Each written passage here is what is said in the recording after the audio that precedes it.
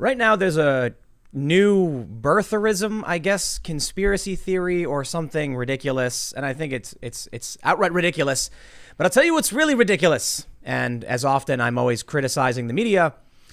They're blaming Donald Trump because he was asked by a member of the press corps about Kamala Harris not being a citizen or something, and he said, "I don't know anything about it," and that was it. And now the left is running around, going, blah, blah, blah, running stories claiming that Donald Trump is pushing this conspiracy. There's no winning, is there? Donald Trump gets asked a question and he goes, "I'm sorry, what? Oh, I heard that today. I don't know anything about it." Oh, and apparently that's enough. How's it going, everybody? Before we get into all the news, I want to mention there is an independent journalist. You call her whatever you want. I don't. I'm not super familiar with Millie Weaver, but I know many people are. And this story has been getting, and there's a viral video. This is a woman who was producing a documentary, and the police showed up to her house. And my understanding so far is that her and her husband have been arrested on burglary charges. They were indicted by a grand jury. The reason this is causing, it's spreading around online, I guess is because she was about to release a documentary, and they're alleging something having to do with, secret documents or something. So I think a lot of people are concerned that someone's trying to silence her. But I'll be completely honest. There's no news here. In the sense, I mean, it's news that she's arrested. What I mean is there's no updates. We have no information. All we know is right now there's a 50,000 or so tweets going around, which should be trending. It's not trending. And it's about Millie Weaver being arrested. So I'm not super familiar with who she is, but just so that's I don't know. Some people were asking about it. But other than that, I'm hanging out with Lydia tonight. Hello. And Sour Patch Lids. Yeah, we're chilling. It's Friday. Man, I got to be honest with everybody. It's been a crazy week. And I'm all a bit tired. I'm a bit tired. YouTube's giving me the business about the audio bitrate, whatever that means. We didn't change anything. And we're going to be we're hanging out and talking about a bunch of stuff. And we're going to keep it chill. We got there's a skateboarding story. There's some funny circumstances pertaining to a bookstore that thought they were supporting diversity and inclusion when in fact they're putting up a satirical book by Titanium McGrath. And so it's all very funny. But we got some bigger news pertaining to just, I don't know, crazy election stuff. The Kamala Harris birtherism, which is just, I don't know, man. There's some famous lawyer, I guess, who wrote that Kamala Harris isn't really a citizen, or at least he entertained the possibility. And now Newsweek, because this is published by the mainstream media, has put out multiple editorial notes saying, "We're sorry. We didn't mean to stoke racist xenophobia, blah, blah, blah." I don't know. They published the story, and I think these things are a bit ridiculous, but this guy who wrote this, he's qualified, right? So we've got some updates in regards to this, and we'll also talk about, I know, doom and gloom, but bread riots. Yeah. Yeah. I found an article about it. So we're not the only ones thinking this. Yeah. There's people writing about the possibility that food shortages will start hitting now. And it feels like with the mass evictions, the potential for mass evictions, and just the general economic crisis, at a certain point, I'm wondering, how much of this, like, why haven't we restarted the economy? Why are they arresting people? And now you've got the week, which is written, are bread riots coming? I don't know about bread riots, but the riots we saw in Chicago where people went around looting everything, which I believe had nothing to do with food. The Black Lives Matter activists came out and then later said, well, they need to eat, so I don't care what they do, it's reparations.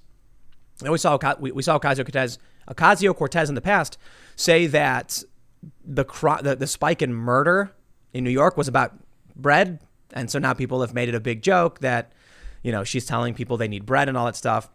But let's get started. I have a skateboarding thing I want to talk about. I got a bone to pick with Tony Hawk a little bit. And I think it'll be fun, but we'll save it for towards the end of the show. And we're just gonna hang out. We're gonna chill, and we'll probably take some. We got super chats going. So if you have not already, feel free to hit the like button if you like the show. It's entirely optional. No, hit the like button, subscribe, hit the notification bell if you want to hang out. We do the show Monday through Friday, 8 p.m. live. And let's jump to the first story. All right. So this is from Newsweek. Some questions for Kamala Harris about eligibility. Opinion from John C. Eastman, professor of law, Chapman University, and senior fellow at the Claremont Institute. This man seems knowledgeable. Qualified? Mm-hmm. Okay. All right. Okay. So this guy's qualified. What's his deal? He basically, First of all, there's a massive editor's note. Right at the top. Wow. This op-ed is being used by some as a tool to perpetuate racism and xenophobia. We apologize. The essay by John Eastman was intended to explore a minority legal argument about the definition of who is a natural-born citizen in the United States. But to many readers, the essay inevitably conveyed the ugly message that Senator Kamala Harris, a woman of color and the child of immigrants, was somehow not truly American. Oh, really? Who said that? I don't know. I guess they did. Yeah. They literally wrote this article, and now we get this. This is what we get from the raw story. Trump pushes racist birther conspiracy theory against Kamala Harris during White House briefing. I saw this and I was, wow. Could Donald Trump really be going in that direction again? Because we talked about this the other day. We've talked about it quite a bit. I think Trump's actually, he's been improving. Yeah, he has. His attitude. He's gotten a lot nicer. He's gotten a lot less insulting. And that's why this kind of surprised me. I was like, why is Trump choosing to push this right now? Because that's not a really good look. And he's got to know that, right? He didn't push anything, in fact. Oh, really? Yeah. Interesting. Well, let me show you the story and then we'll tell you what's really going on. President Donald Trump pushed a racist conspiracy theory against Senator Kamala Harris on Thursday. Trump was asked by an unknown reporter if Harris was an anchor. What? I'm not saying that. Wow. What is this? This is not true. Well, that's the media you get. Ooh. Trump was asked by a reporter about the Newsweek article, and they used a disparaging term for somebody who was born to immigrant parents who was ineligible to run for president.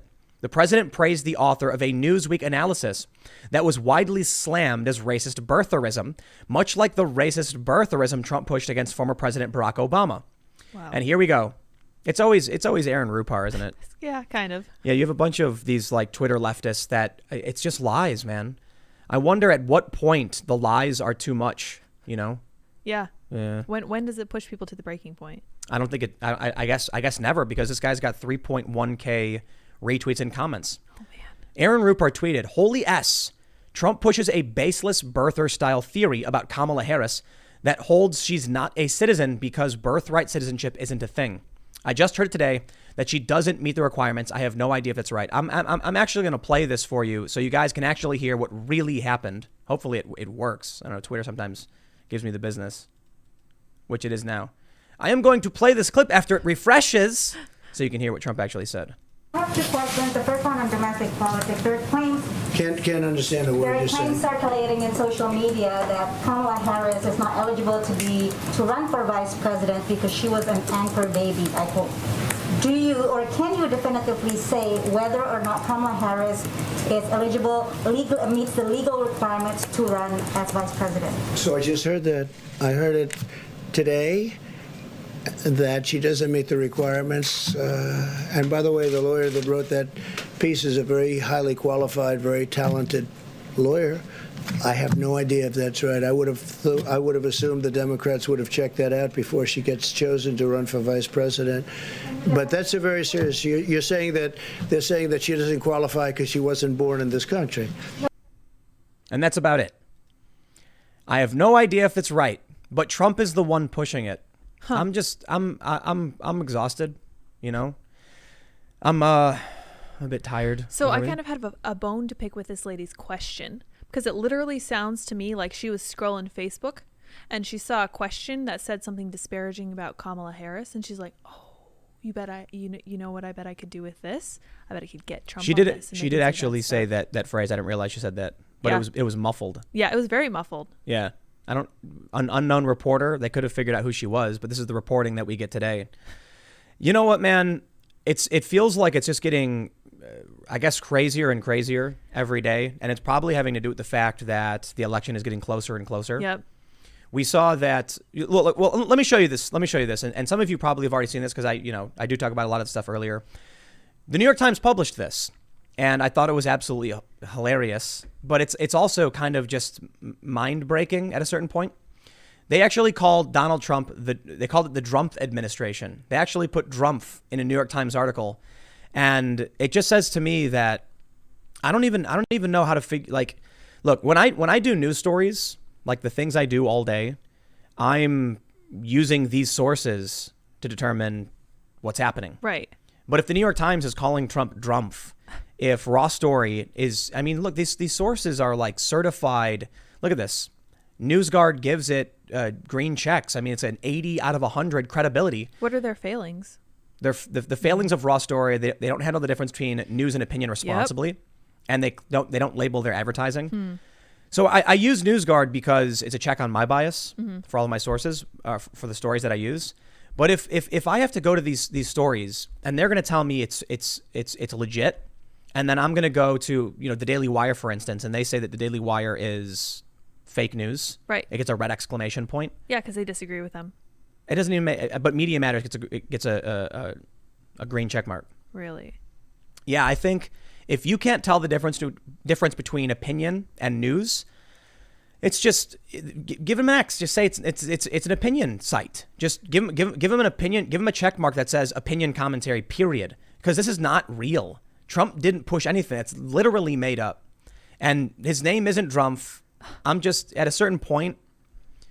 If I have to look at news, and I'm trying to make an assessment about what I can report to people every day when I do stories, and it's just I look at Vox, for instance. They're certified. I look at the New York Times. I look at all these sources, and I have to assume they're true. But then all that's really happening is that I'm assuming certain stories are true. Right. And then I have to find the stories that aren't true. To be fair, they linked to the tweet from the video, and there's nothing in it. But no one's ever going to click that because all you do is read the headline, right? And that's all they needed. Sometimes you read the opinion. Sometimes you're like, oh my gosh, this is exactly what I expected from him.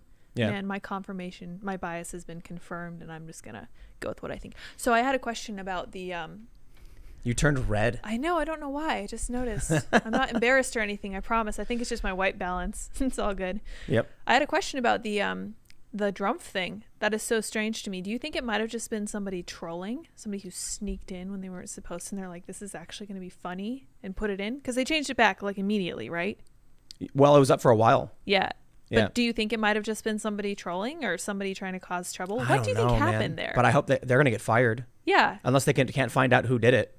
Somebody, so they wrote this article, and it said the Trump administration initially, and then somebody went in and changed it to the Drumpf administration, and I quickly archived it. Yes, of because course. that's the goal. That's amazing. And then they changed it back, but it just shows you that the people who work at these companies, their intention is not to report the news. Yeah. And so it creates this actual predicament where if everything I'm supposed to be sourcing, what am I just choosing? What I choose to believe? Right. And then I do stories and we do stories and we just assume any of this is real. You know what I mean? Yeah. How are we supposed to know now? They could literally make it up, and they probably do. Yeah. And then what happens is you get people on the left who will choose a source and they'll say it's legit and they'll say this story is right. And then when you get right-wing sources, I think a really good example of what's broken about media too, even with sources like NewsGuard, is that they'll say the Daily Wire, for instance, which is Ben Shapiro's outlet, right, is factually incorrect. They give it a red exclamation point. But what they do is they aggregate news and then provide conservative commentary on it for the most part. Sometimes they do a straight news piece. Right. Media Matters, for instance, literally just smears people. That's their whole thing. And that gets a green check from NewsGuard. Yeah, that's confirmed. So I like NewsGuard, and I'm glad they do what they do, but I don't understand why they don't pay a little more attention to the actual sources. Because it's what's interesting is there was recently, Wikipedia, I guess, now determines that Fox News is no longer a reliable source. Really? Yeah. Why is that? Because Fox News too often is out of line with the rest of news. And this is something they note on CNN's reliable sources, and they use that as an excuse to claim if you're not walking in lockstep with the rest of the media, then you're fake news. I wonder if Newsweek will acquire Wikipedia's mark of disapproval after this. No, probably not. You don't think so? No, I mean, they're desperately trying to clean this up. This is ridiculous. Not only a patchwork at this point. They've published another op-ed, they published another op-ed noting how it was a mistake. They edited it to say, hey, check out this opinion piece where we're apologizing for, writing a birtherism story. And then they actually go on to write another editorial note, which is basically apologizing once again. And it's just right now there's this crazy conspiracy theory going on the left that I think perfectly exemplifies one of the big problems that we have They believe that mailboxes are being stolen by Trump supporters or by Trump himself, that they're intentionally sending out trucks to snatch up mailboxes so that people can't mail and vote. They're arguing that, Jamie Lee Curtis tweeted that post office trucks literally being stolen by Trump supporters. And the media never does anything about this. Right. But I'll be banned on YouTube for talking about something, certain things. I mean, absolutely. Twitter literally just banned anybody who mentions the QAnon stuff. Yeah. It's like, okay, fine. Twitter's going to make this move, but they allow any and everything far left and unhinged to just persist. I remember when I started thinking about this, I started thinking, I really hate all these conspiracy theories that come from the right. And then I was like, wait, why don't any conspiracy theories come from the left? And I was like, wait a second, every single one of them is mainstream. Like Rachel Maddow talking about how they're going to turn off the lights in Fargo in the winter. Turn off the electricity. Yeah. And Russiagate and all this other stuff. And I'm like, yeah, these things are commonly accepted. And it doesn't look like a conspiracy theory to them. Everything that happens on the left that's a conspiracy theory is considered acceptable. Yeah.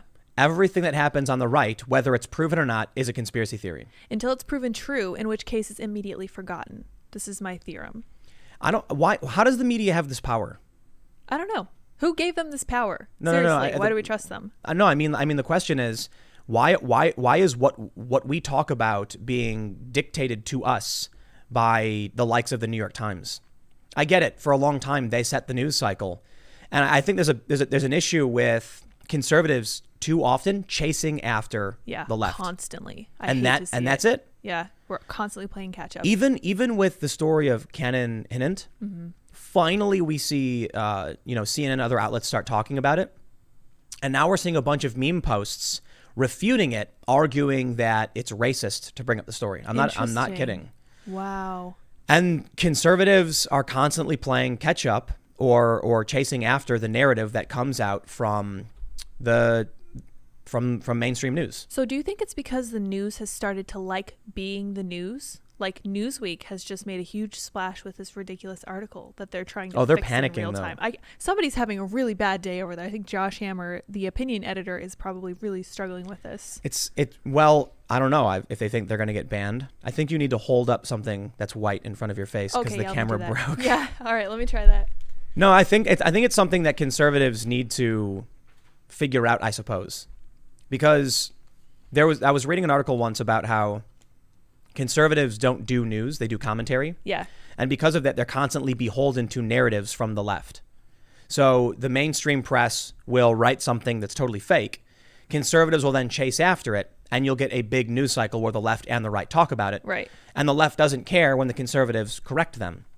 So basically, you've got the New York Times that I wonder why they even bothered correcting the word Drumpf. Yeah. What do they care? Why they did it, and if they put out fake news like with Covington, it took an extreme amount of energy to finally get all these outlets to actually correct. And when they started correcting, they didn't actually do an initial full correction. Did they just stop talking about it? When the Covington stuff happened, I'm like, I don't care about this. Right. So for those that don't know, this is the story where the kids were like standing on the Lincoln Memorial stairs and the Native American guy came up. And I just ignored it because it didn't make sense to me. I was like, I don't understand why this matters to everybody. Yeah, nothing happened. And then a bunch of people started pointing out the Native American guy walked up to the kids. So once I saw that, then I started reporting on it. Right. I said it was fake news. So this is like literally a day later. I got a ton of views. Got like 500,000 views on my video. People were sharing it. And there was also Robbie Suave of Reason, right? Mm-hmm, I believe so. He was also saying like, hey, this narrative is not true. And the media company's initial response was like they waited 2 days before finally coming out and saying, oh, it's a little different than we thought. And then 2 days later, and then 2 days later, and then finally they were like, it turns out new camera angles reveal. How was it that these reporters knew less than random people on Twitter? And how is it that they get away with running narrative all the time? At what point do conservatives stop paying attention to what they're saying and then just roll with their own narratives? And not even conservatives, but moderates or anybody else. Well, what would that look like? I mean, if the National Review or, whatever published a story. And I think a lot of Trump supporters don't like the National Review, but they need to do their own journalism. Absolutely. I mean, I think Real Clear Politics is right leaning. They're probably not right leaning, but they're more likely to give a right perspective on some op-eds. Yeah, I think All Sides gives them like a center balance, right? Let me hold up this white thing and see if this works. Yeah, I have don't no know. idea It got why. really red. Let's see. You need to hold it over your face. Ooh, goodbye. The camera's broken. Ooh. Cameras no, break. I really am this. I'm red. too exhausted, man. No worries. I'm It'll too- be fine. Yeah, you know what? I think just in general, you've got all of this political stuff that's going on, and to be a little bit more personal, like to deal with 16 hours of work per day, to deal with the frustrations of literally everything, and then we get the white balance breaks and a Stupid camera, and I'm just like, dude, we are sitting a couple months away from this election. Every day, the media is just another fake, just completely fake BS. The story about Kamala, Trump did it, whatever. And now Hillary is It is amusing to me how quickly I'm almost reticent to show my face again because it's so red. Cool, I like it. We'll go your with face it. is red. I love it.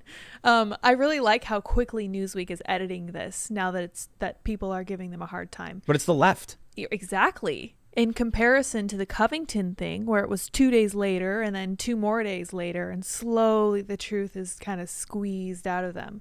This, because it goes contrary to the narrative, they're fixing it in real time. It's kind of interesting to watch that dichotomy taking place. I'm sick of it. Yeah. It's like you look any major brand, and they will you get some stupid left-wing narrative. And that's the only thing that's ever allowed to be pushed. And the same is true on YouTube. And the same is true on Twitter and Facebook. And the way I've described it before is, I think we talked about this the other day. If you're only allowed to talk about the left perspective, then the only direction you can go is to the left. That makes sense. And you just drive straight off the cliff. Absolutely. Like a good example is COVID. Our country is literally falling apart. They're talking about bread riots. Right. I'm not even kidding. We'll pull it up. That. That's interesting. Are bread riots coming to America? Also notice the ad at the top is a bunch of body armor. Huh. Are bread riots coming to America? You know what? I don't know, but maybe. But here, the issue I see is the big problem I think it's affecting us right now is that we can't talk. Literally, no one can talk about, say, hydroxychloroquine. Yeah.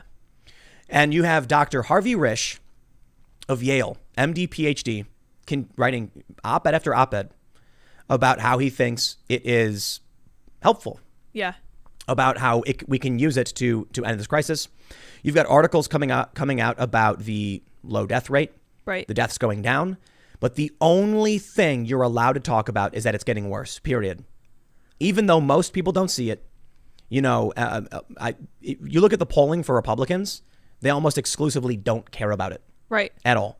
Like the Sturgis motorbike rally, they just show up. Yep. They're doing their thing. But when you look to the left, they're screeching. Like, why won't people wear masks? They're terrified. They want to give you oxytocin to make you more likely to wear your mask. Yeah. So what are we supposed to do? It's interesting. I did a segment on masks because we had the Atlas Gym in New Jersey. They actually revoked the business license of the city did, right? Yeah, it was the city, and it was a Democratic council, and it was 5-1. And what is this? If the media doesn't allow conversations like the Newsweek one, and they have to panic because they're terrified of this activist group of people, like we're screwed, man. Yeah. Like, I mean, I'm not even kidding. We're talking about 30 to 40 million evictions. And if anyone steps out of line, even the president, it's just lie after lie after lie in the media. The only thing you're allowed to do, I mean, I'll tell you what, if I came out and made a video where I pushed the most unhinged and insane far left conspiracy about COVID, saying it was worse and the end is coming and it's Trump's fault, I'd be fine. Yep. They wouldn't do anything negative. Yeah. I could read one article talking about hydroxychloroquine, and then they shut it down, they ban you, and there have been YouTubers already banned. It's so weird, this article, to me, because in it they talk about how desperate people are getting and how much they're struggling and how little money they have and what an issue it is for them to be stuck in, COVID nightmare, COVID purgatory. And their final solution is to say that they are in need of government help. That's their ultimate sentence. They're like, we just need help from people. Like, we need help from the government. The Republicans have to be willing to give people things. And I'm like, why don't we just reopen the economy? Why don't we let people go to work? You're not allowed to say that. Why is that? I don't know. And it's tiresome, man. It is increasingly tiresome. It is increasingly frustrating that the restrictions that are increasingly put in place. I think things are getting better. I mean, we just saw Crowder got reinstated into the partner program. Yeah, that's great. So hopefully, it's not that bad and it's getting better. But you look at what's going on in New York, and it feels like sometimes they're trying their hardest to help Trump win by destroying everything. Yeah, and you kind of floated that theory before that they actually want Trump to win. And I've kind of seen that with the media where they get this huge bump from him. So to me, that kind of makes sense. Maybe they that's would it. want to keep him in. I don't know, but maybe that's it. Yeah. There was an article we had from Digiday talking about how all these news outlets are starting to panic. Mm-hmm. What are they going to do once Trump is out of office? Like, their revenue stream is gone. Who are they going to talk about? I mean, cable TV for sure. I think everyone except Tucker Carlson and Hannity will just evaporate overnight. Yeah. Tucker and Hannity had record ratings for cable history. Yeah. That's weird to me, especially considering, no one even watches cable anymore, right? But they do for them, I suppose. And so I think if Trump were to lose, CNN's gone, MSNBC, whatever, all these channels are just gone. Fox News would still be around, but their ratings would be a lot lower. Right. And I wonder what it is that causes cable TV to do that well. I understand it's Trump, but why cable TV specifically? I think it must just be older people, an older demographic. It's not true. No, you don't. It's not. It's not. What are the stats on it? Tucker Carlson specifically is getting 30-year-olds. Really? Yeah, 30-year-old dudes. I did not know that. Yep. That's like the coveted demographic. It is, yeah. He's nailing it. And then we're actually seeing the key demo go up for these other channels as well. I definitely think COVID has pushed people into a really politically active space. Yeah. Well, it's definitely pushed them home and given them mean? more free time. It's given them free time to catch up on the news. And I think probably more people are following current events than were before because they have time. They're not at work anymore. Right, Time exactly. to sit around and think. And Yeah, there's no sports. Right. Oh, So yeah, huh? I'm seeing a lot of people get active on Twitter. And that kind of sucks. Yeah. Because it's like, man, if only we could do something else. But yeah, it's people are getting active on Twitter. I'm seeing people I know from back home all of a sudden now are tweeting nonstop. Turning up. Oh, boy. Yeah, and That's I'm like, fun. these are That's kinda people fun. who don't normally talk about anything. They're being activated. They are being activated. Oh. I think it's partly due to the Democrats' strategy. They need a massive voter turnout. They do, don't they? Yeah, so, look, I'm not one to push conspiracies, but I got to say, when the governors of these states are arresting people for opening their businesses with no scientific justification, I'm like, are you really that dumb and evil? Maybe. I don't know. But what? That would be the simplest solution, wouldn't it? They're dumb and evil? Yeah, they're just dumb. Maybe just dumb. I guess we could give them the benefit of the doubt and just call them kind of dumb. Why would I give them the benefit of the doubt? Fair point. That's fair. I don't know. I saw somebody posted earlier that Trump was evil again, another one. And I'm just thinking to myself, as time goes on, there used to be arguments that I would hear about Trump and I'd be like, that's a good point. He's an imperfect guy. Now the only arguments they have are so unhinged. I'm like, I don't remember the last time someone said something about Trump that was bad that actually made a point that made me consider Trump was bad. Right. And that makes me think, everything I've observed that I didn't really like about Trump, I observed for myself. I did not need anyone else to tell me that Trump made a mistake, that he called someone a name, that he said the wrong thing in a press conference. I saw that for myself. So maybe it's just because the media is breaking and we're all starting to pay attention. Yeah. Maybe, I know it's true to say early on in Trump's in the 2015 cycle, they were lying about what Trump was saying. Oh, yeah. And then we had the Shinzo Abe thing. So I've known there's been a lot of lies, but there's been legit things like, the easiest thing to call to is the Rosie O'Donnell thing. Yeah. What's crazy is that that a lot of people don't know this. There's that viral video of where Trump is doing the arm thing. You know what I'm talking about? Where I he do. shakes and he puts his arm up or whatever. And he's like, duh, duh. And the media ran this narrative that he was mocking a disabled journalist, Like a certain journalist. a specific Singled guy who them out. has an. I'm like, was that a setup? Did Trump fall? Like, I don't understand, because apparently I've seen the videos now. Trump does that to make fun of everybody. Have you ever seen, I'm going to ask this seriously, and I don't mean this in any kind of disrespect. Have you ever seen a reporter who's had a developmental disability like that before? No. I think it might have been a setup, and that's a terrible thing to say. I mean, I don't know. No. You don't think so? No, because how are you going to? I mean, I guess they could trick Trump. They knew, like, Trump likes to do this, so Right. let's set. But that's silly, because you never know when Trump's going to act crazy or whatever. True. And you know what? That would have required a little bit of forethought. So I will rule that out completely, because I don't think they have any forethought whatsoever. I've never been more conspiratorial in my life than this whole year. This year, yeah. Because it's like things make literally no sense. Why? Like, I can't remember who tweeted about this, but it was like a journalist. It was a prominent journalist that I think it was a guy who used to be with the New York Times. The Sun Belt states never locked down. They're doing fine. South Dakota never locked down. Their GDP is actually like slightly up. Yeah. All of these other states are putting sick people in nursing homes, or did, Jeez, yeah. and they're shutting things down. And for what? Apparently for like some kind of gigantic virtue signal. I really don't know, because if you're putting sick people in nursing homes, what really are you going for? To me, that feels like nothing but a virtue signal, saying we're doing something, and maybe not even the right thing, but at least we're doing something. That had to be some kind of, I don't know, man. To me, that's like pure evil, because Right. I've worked in hospitals and nursing homes. That is not a place where you take that kind of stuff lightly. Like, you put on PPE for everything that someone else might get. You really wanted to make sure that your old people don't get sick. They put people with COVID in nursing homes in multiple states. Yep. And for what reason did they do this?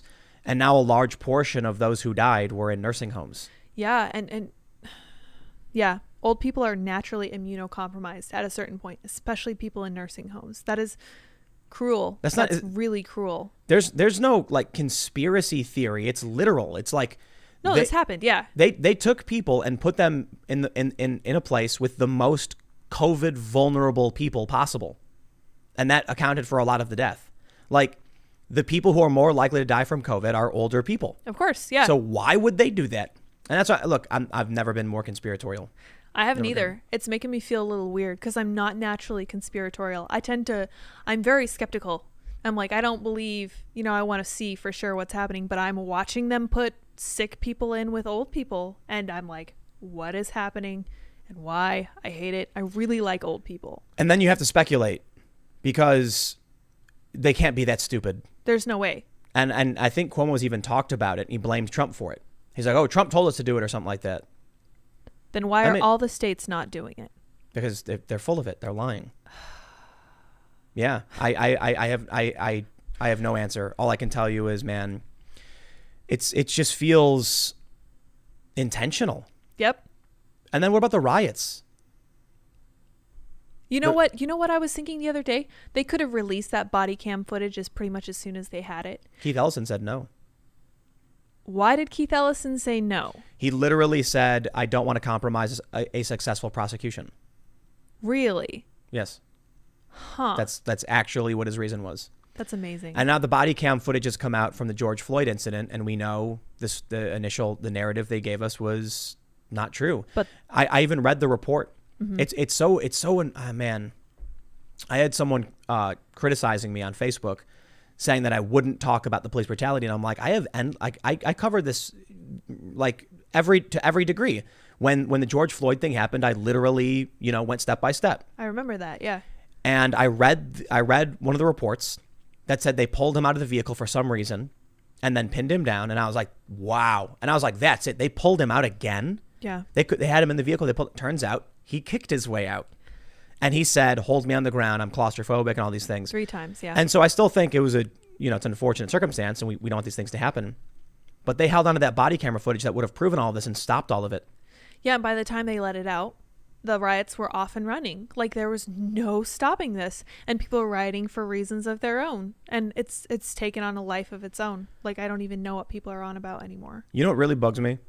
I keep getting text messages from the same numbers for the same candidates, but from different people. Like, they hand each other the phones and say, just try again. That sounds like fun. Yeah. So I got a text message, I think yesterday, and they were like, can we count on you to make a donation to, this progressive or whatever? And I said straight up, I was like, absolutely not, because I'm tired of the riots and I'm tired of the lies. Yeah. Like, the riots have been going on and the media's acting like it's not happening. What did they say? I understand. Can I ask who you're supporting? The only person who has said they will deal with the riots. And they're like, and who is that? And I'm like, I hope you have a nice day. Yeah. And then today, I get a text message from the same number. It's a different name. Hi, this is Jack. Yesterday it's like, hi, it's Mike. Now it's Jack or Sarah or whatever. And we're hoping you can contribute to the campaign of this person or whatever. And I'm like, I told the person the exact same thing yesterday. I was like, they raised the bridges in Chicago and shut down the loop area. They're like, shouldn't people know about what's going on? They sure should. I wonder why it is YouTube allows channels like this to exist. Like ours? Yeah. What makes you wonder? Like, because we're talking bad about the narrative and everything they've put forward. Like the I don't know, is it to feign there's some kind of objection to I think so. I think they have to pretend that they're mildly objective. I don't think they see any way around that. Because with so many different avenues of social media, there's going to be some way you can speak up and say something. I think maybe it has to do with, like, yes, they want to make it look like you have an objective platform. Yeah. And I think it has a lot to do with if there is you have controlled opposition, essentially. Not that there's anyone at YouTube telling me what to say, but I do think it's rather interesting that certain channels seem to do okay and certain channels don't, and certain channels get deleted. And I think there's an acceptable opposition that these companies feel safe with. I think it's mostly business related, but I wouldn't be surprised if it was political as well. Like, they're both interests that companies have. And so it's basically like, one of the things I've talked about before is how they spin the wheel so that far left becomes left, right wing becomes far right, centrist becomes right wing. They want to shift everything over. And so they're okay with, like, a liberal like me doing content that's, talking, against the Democrats because they want an acceptable opposition. Right. That almost sounds like an art of war strategy. So if you have opposition, do everything in your power to kind of contain them and control them to a level that you can actually, like, keep track of what they're saying. He's worried about my camera. We'll see if we can fix it. Yeah. That'd be great. What do you think? It's frustrating. Yeah. I shouldn't hold that up. We're chilling. Yeah. I'm exhausted, man. To be completely honest, I'm super exhausted. I work 16 hours a day, all day, every single day. It was a long week. It's a long week, man. And it's rough, especially with, just with the news and the riots. And I think one of the big issues for me especially is that it's all the same every single day. It does get a little repetitive. I know. And I've talked about it too. It's like I wake up and we just increment the number on the riots. Right. And then you get the same garbage narrative, the peaceful protests. The peaceful protests are at it again. It's like, what am I going to do? Am I going to wake up every day and be like, the same thing that happened yesterday happened today, but again? Yes. Because no one's doing anything about it? For 90 days? Man, I know a lot of people, they say, like, it's really important you're fighting the fake news narrative and stuff like this. I mean, some chick got arrested. Millie Weaver. Yeah. I don't know who she is. And I don't know what you got arrested for, but it's creepy stuff, man. I don't know. See, it was a grand jury indictment, right? So this is something they'd been well, working that's what on they for said a while. on the camera. Yeah. Right. Okay. Something they've been working on for a while. Burglary charge.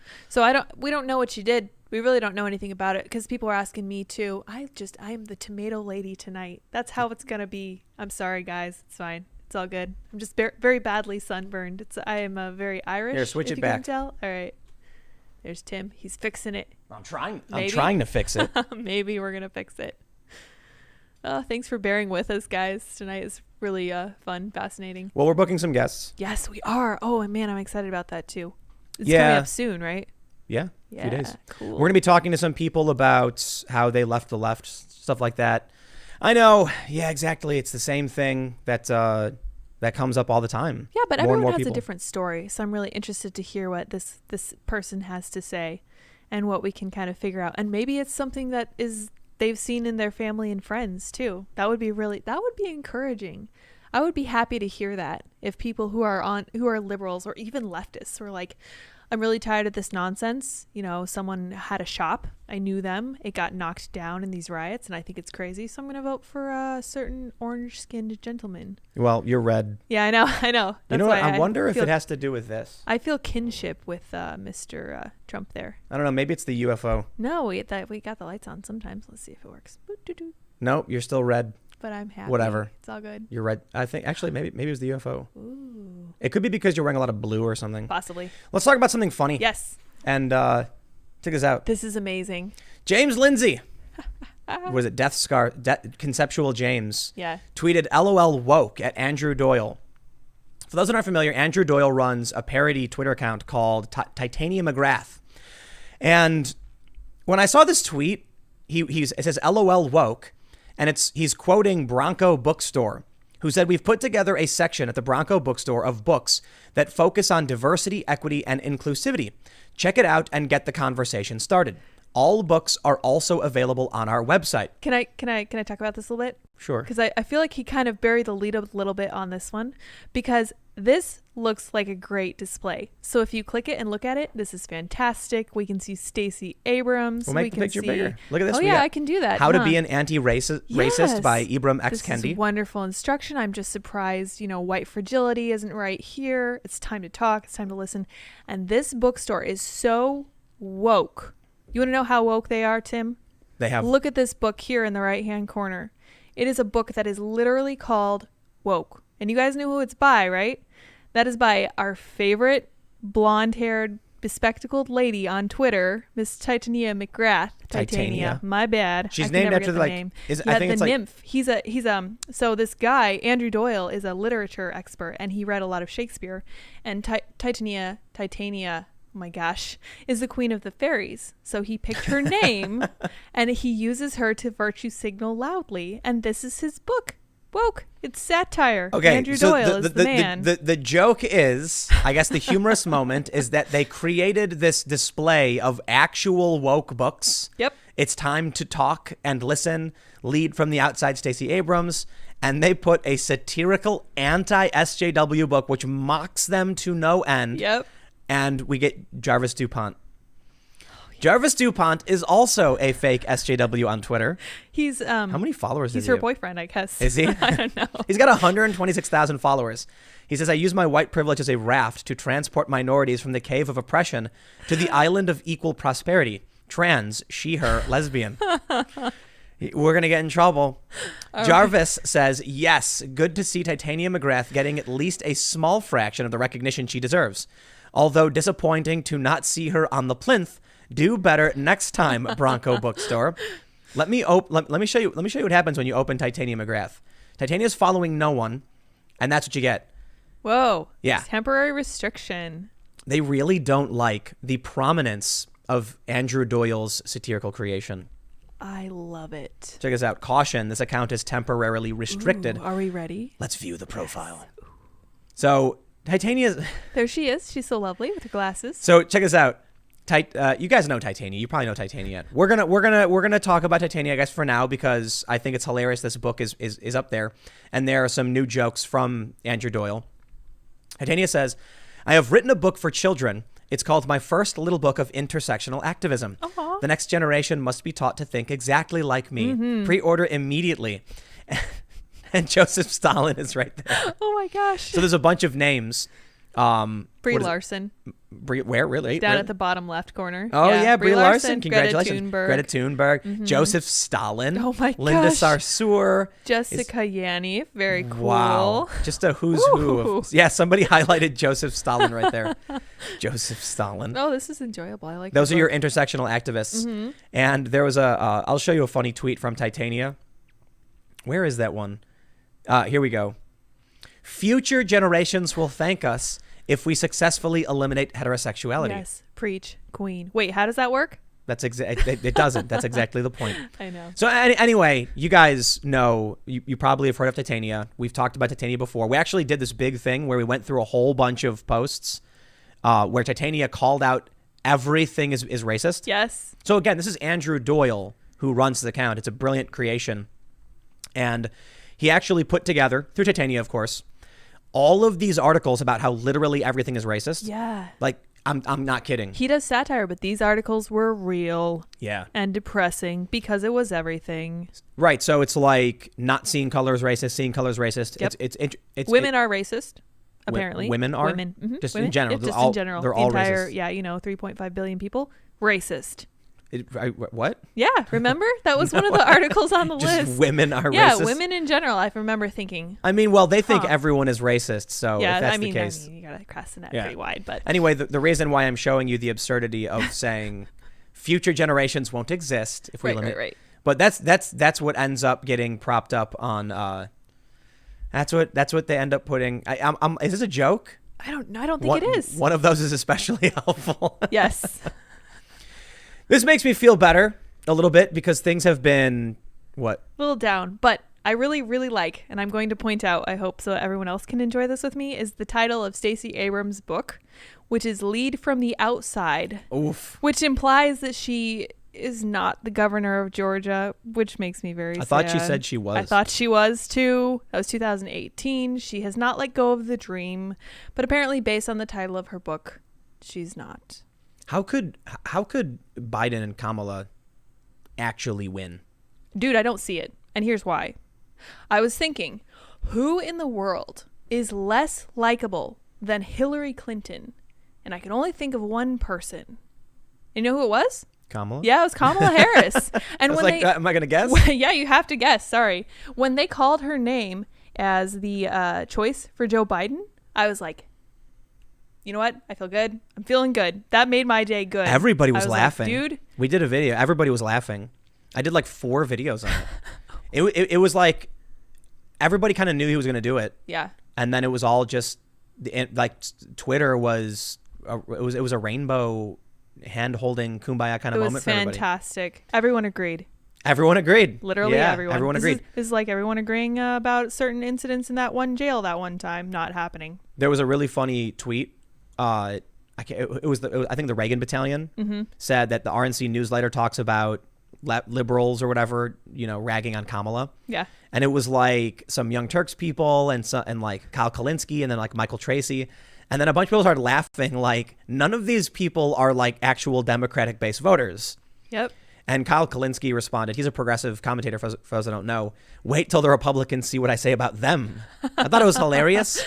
But it was funny because you actually it created a unity moment. I think Kamala is really something special, and I appreciate and respect her because she. Wait, hold on. What did you just call her? Kamala. Yeah, That's not what you said. Kamala. Yeah, I quickly corrected it there. I have a hard time with her name. You have to understand that pronouncing her name wrong is racism. Not only racism but sexism because it shows you don't respect women. Women. What was I saying? Oh. Did No, I you forgot. forget? You Well, spaced it's me because out. it's your fault I know. for being a bigot. My racism blinded me, and I forgot what I was gonna say. I'm sorry. Did you see Kamala's wonderful. Did you see? Yes. No.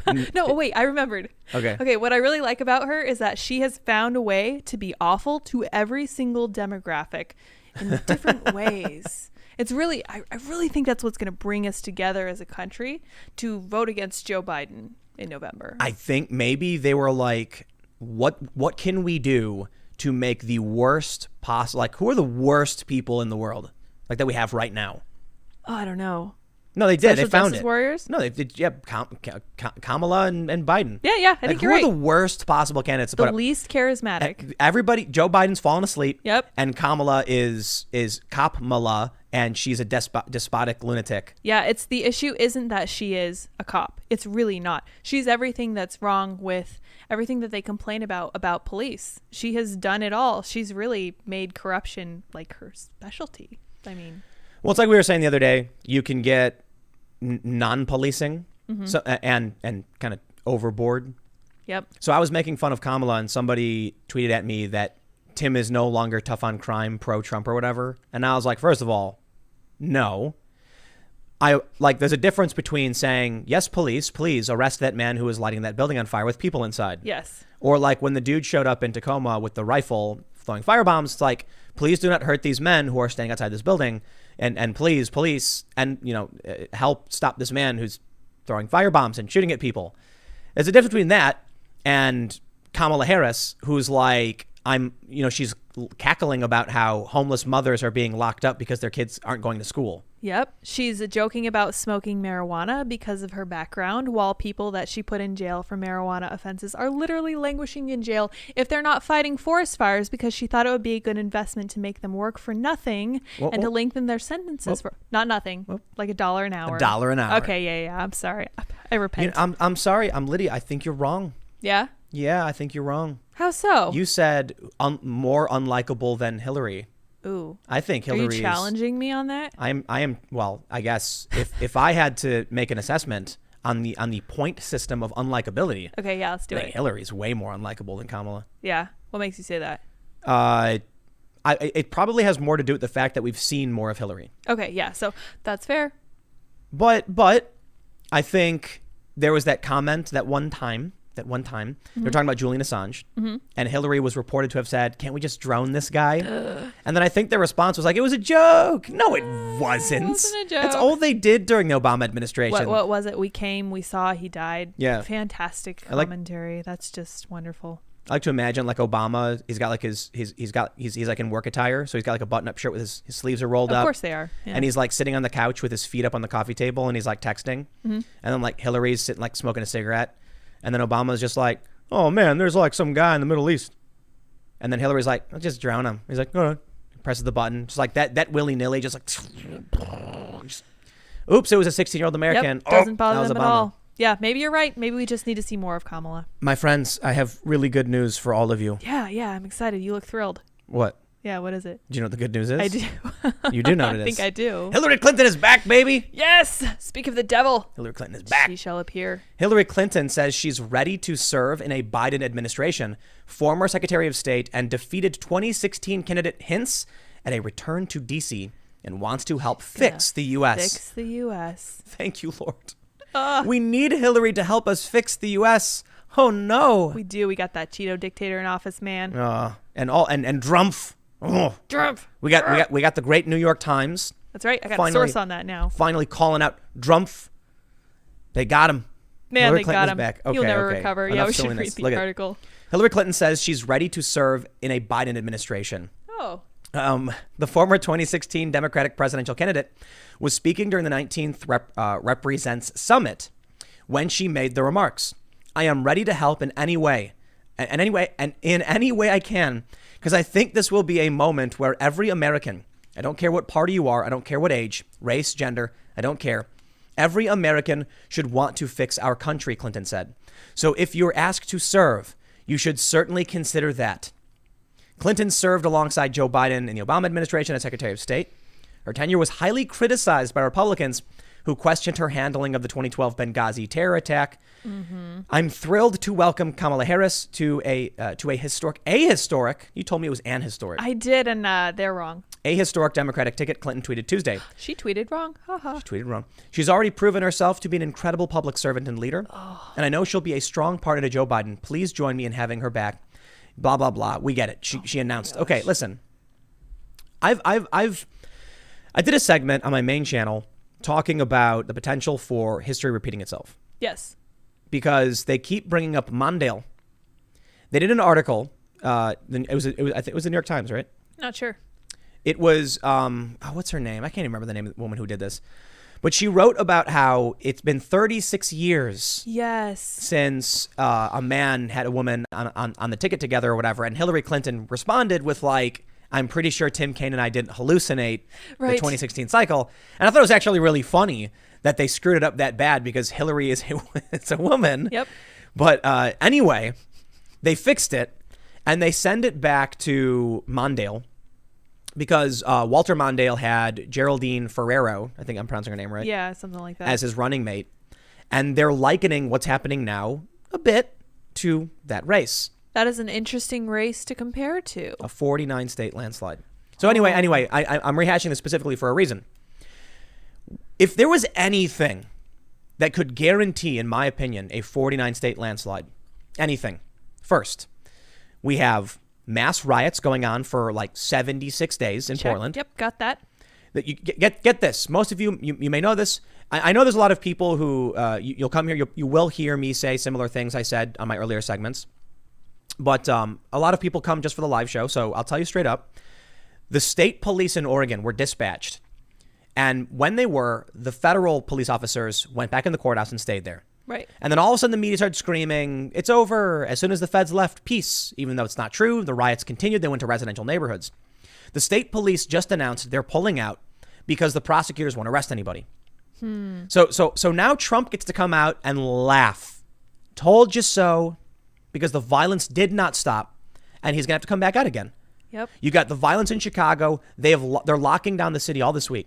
Oh, they are? All this week. Whoa. Yeah. I didn't realize that. Yeah. And Michael Tracy, journalist, tweeted, don't you think people need to know what's happening? Where's the national reporters explaining why Chicago is doing this? I couldn't imagine being in Chicago right now.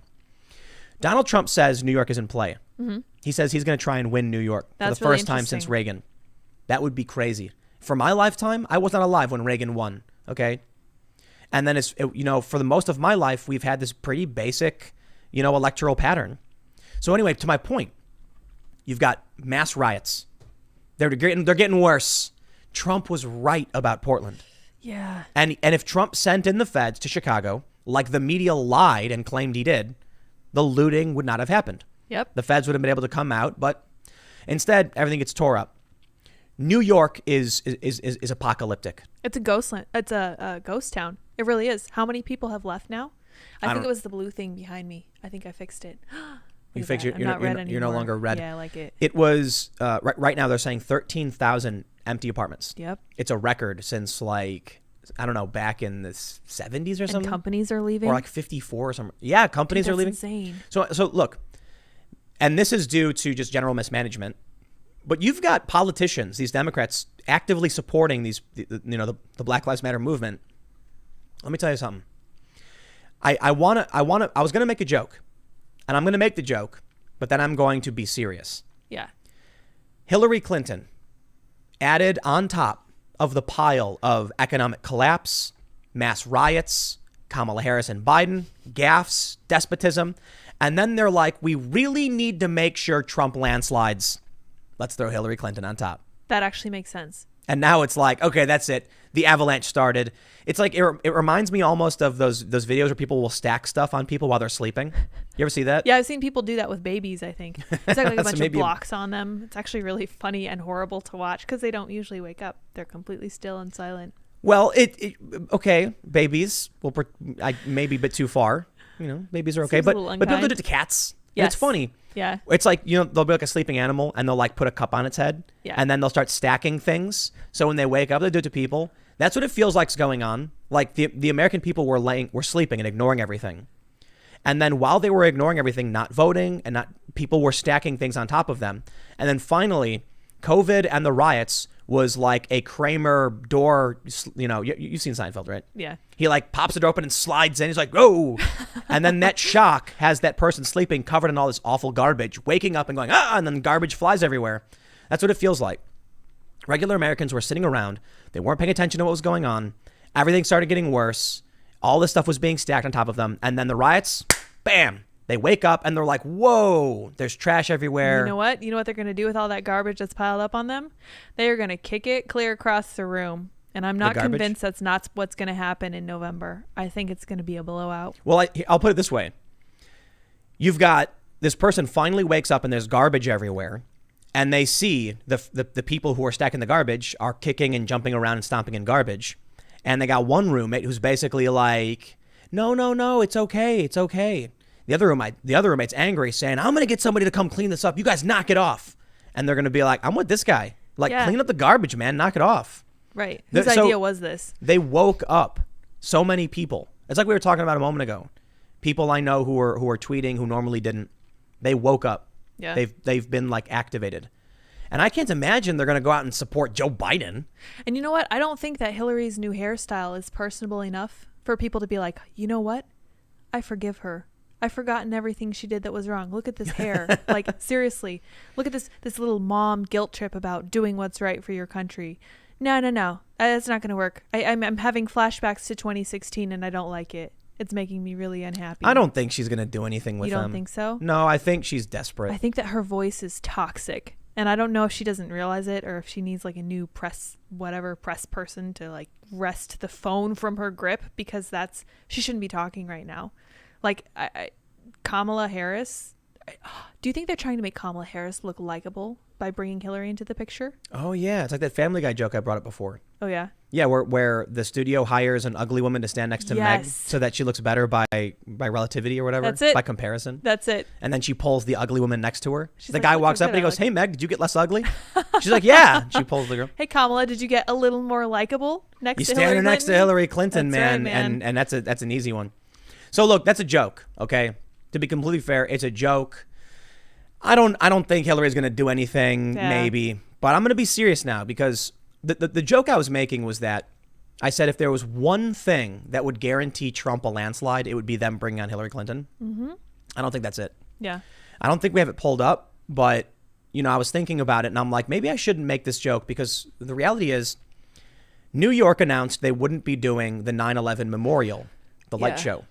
And it is they're not going to do it because of COVID concerns. My understanding is that another nonprofit stepped up Yep.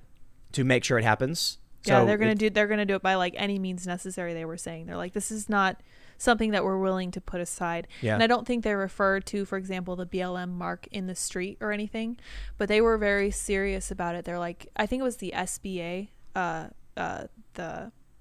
some association of police officers, and they were like, we're not going to let this slide, which I thought was great. I'm really happy to see that. Like, I'm happy to see normal people saying this is something that's important and you're not just going to take it away from us, because if you're healthy enough to be raising Cain in the streets and painting stuff on the streets, then why are you telling us that we can't do this? You could literally just push the button. Yeah, it looks like this. It's a memorial for the Twin Towers. And they're like, we can't do it because coronavirus. Oh, yeah. Which is a lie.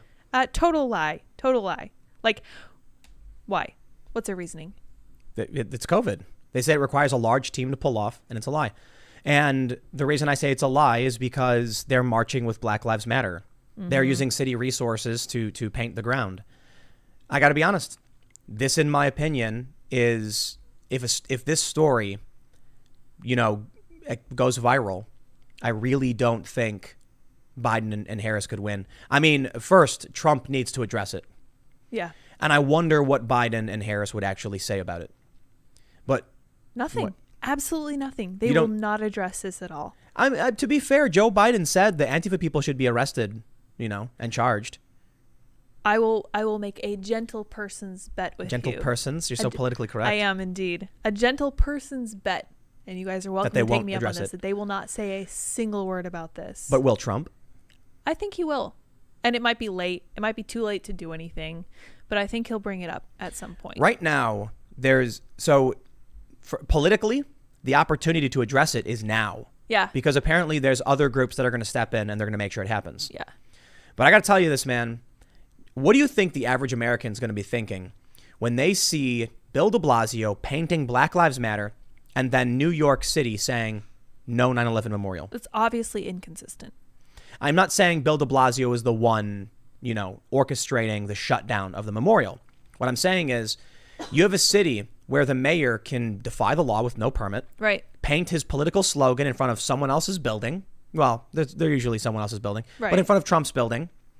Then have taxpayer resources fund the cops who are going to stand there, and we can't make the 9/11 memorial happen.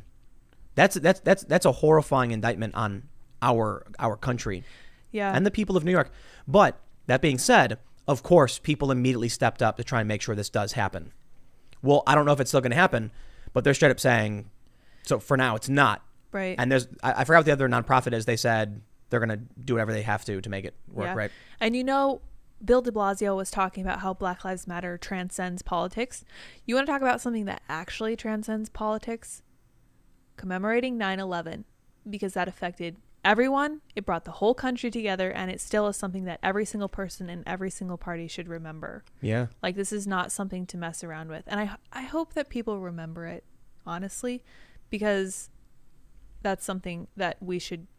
Well, It kind of feels like the country's falling apart, and if we could come together around something that would actually make us feel some kind of brotherhood with our neighbors, that'd it be good. should. Yeah. Do you know the date of the Pearl Harbor bombings? Yeah, What is it? December 7th, 1944. See, I don't remember the date. Do you the remember date. that date? Nope. It was a day that will live on in infamy. I know. And in Chicago, when you take the train, I think it's the Orange Line train, from the South Side into the Loop, there was a building I always remember that it had Pearl Harbor and 9/11 painted on it. And it was like, never forget. And it showed both. That's cool. Yeah. I don't know if it's still there. Yeah, I'd be curious. We should Yeah. pull up Google Maps. Well, it was see a if it's still train there. line. Oh, You yeah, might be maybe able not. to. Yeah. But I remember seeing it, and I didn't remember the date. Obviously, I remember 9/11. I was alive. I was 14 or whatever watching it happen. And when Pearl Harbor, I don't know. It was the 70s. What's that? No. What was the date you said? Okay, it was December 7th, 1944. Yeah. Yeah, so I think the reason I remember it is because I used to work with old people. Yeah. And I would talk to people about what they were doing, and I asked them what they were doing on the day that Pearl Harbor happened. And some of them could tell me. And that was really interesting because it was so different from 9/11. But the emotion was definitely still there. And I was like, so you guys weren't like sitting around the TV like we were, but you were listening to it on the radio. Huh, that's really Yeah. interesting. And this lady I was talking to was like, yeah, it brought everyone together. Very similar to the way 9/11 did.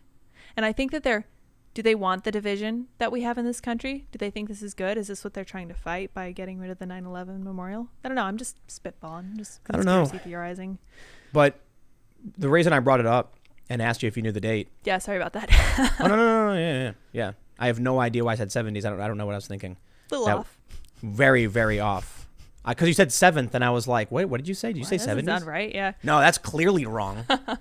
But I was thinking about, we're going to have a generation of young people that were either born after 9/11, which is a lot of people right now. Yeah, a lot of them. Like the TikTok generation. Oh gosh. And there's going to be a lot of people who were born at a certain point where they were too young to remember it. Yeah. And they're not going to remember it. And so when that point hits, and I think in maybe 10 or 20 years, you will see the memorial lights get turned off one night. And that's a night when people are going to be like, I don't know, whatever. Right now, it's not. That makes you sad. Yeah. I mean, do we still do anything for Pearl Harbor? Like in this regard? No. Maybe I think in Pearl Harbor. I think politicians do, and at Pearl Harbor they actually do have memorial like tours and stuff. I think they give speeches on Pearl Harbor Day. Not that I can recall any of them immediately offhand, Yeah. but I think they do commemorate it at the kind of national level. It's kind of crazy, Weird. But I was reading this earlier, and I'm just offended. You know what I mean? There should be no circumstance where this story should need to be reported. I believe the city should be able. So let me read the context real quick, just so I can properly explain what's going on. The New York Post says, the iconic Lower Manhattan 9/11 memorial display that features twin beams of light to honor victims of the terror attacks will not shine this year over coronavirus concerns, organizers said Thursday. The annual Tribute in Light display requires a large crew to pull off, the 9/11 Memorial and Museum said on its website, posing health risks this year that were far too great. The museum said it was an incredibly difficult decision to nix the lights, but announced an alternative citywide initiative to commemorate the 19th anniversary of September 11th. The new plan, dubbed the Tribute in Lights, will feature buildings across the city lighting up their facades and spires in blue on 9/11. In a spirit of unity and remembrance, the city will come together for a tribute in lights to inspire the world and honor the promise to never forget. Many iconic New York City buildings will be lighting their spires and facades in blue to honor those killed on 9/11.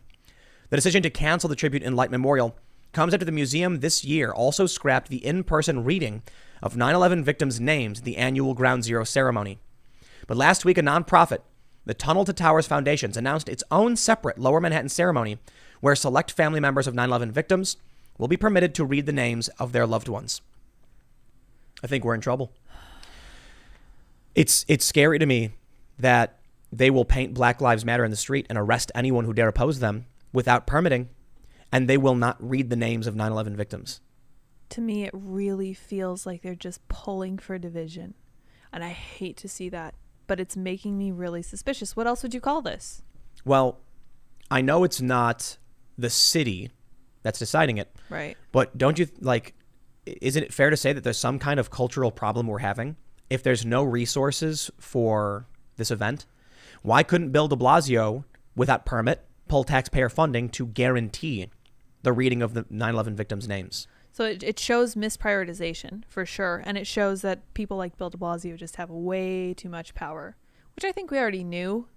But this is really... They're not supposed to have that power. Of course not. The problem is the people who just go along with whatever they say. Right. When are you going to throw a fit and make something happen?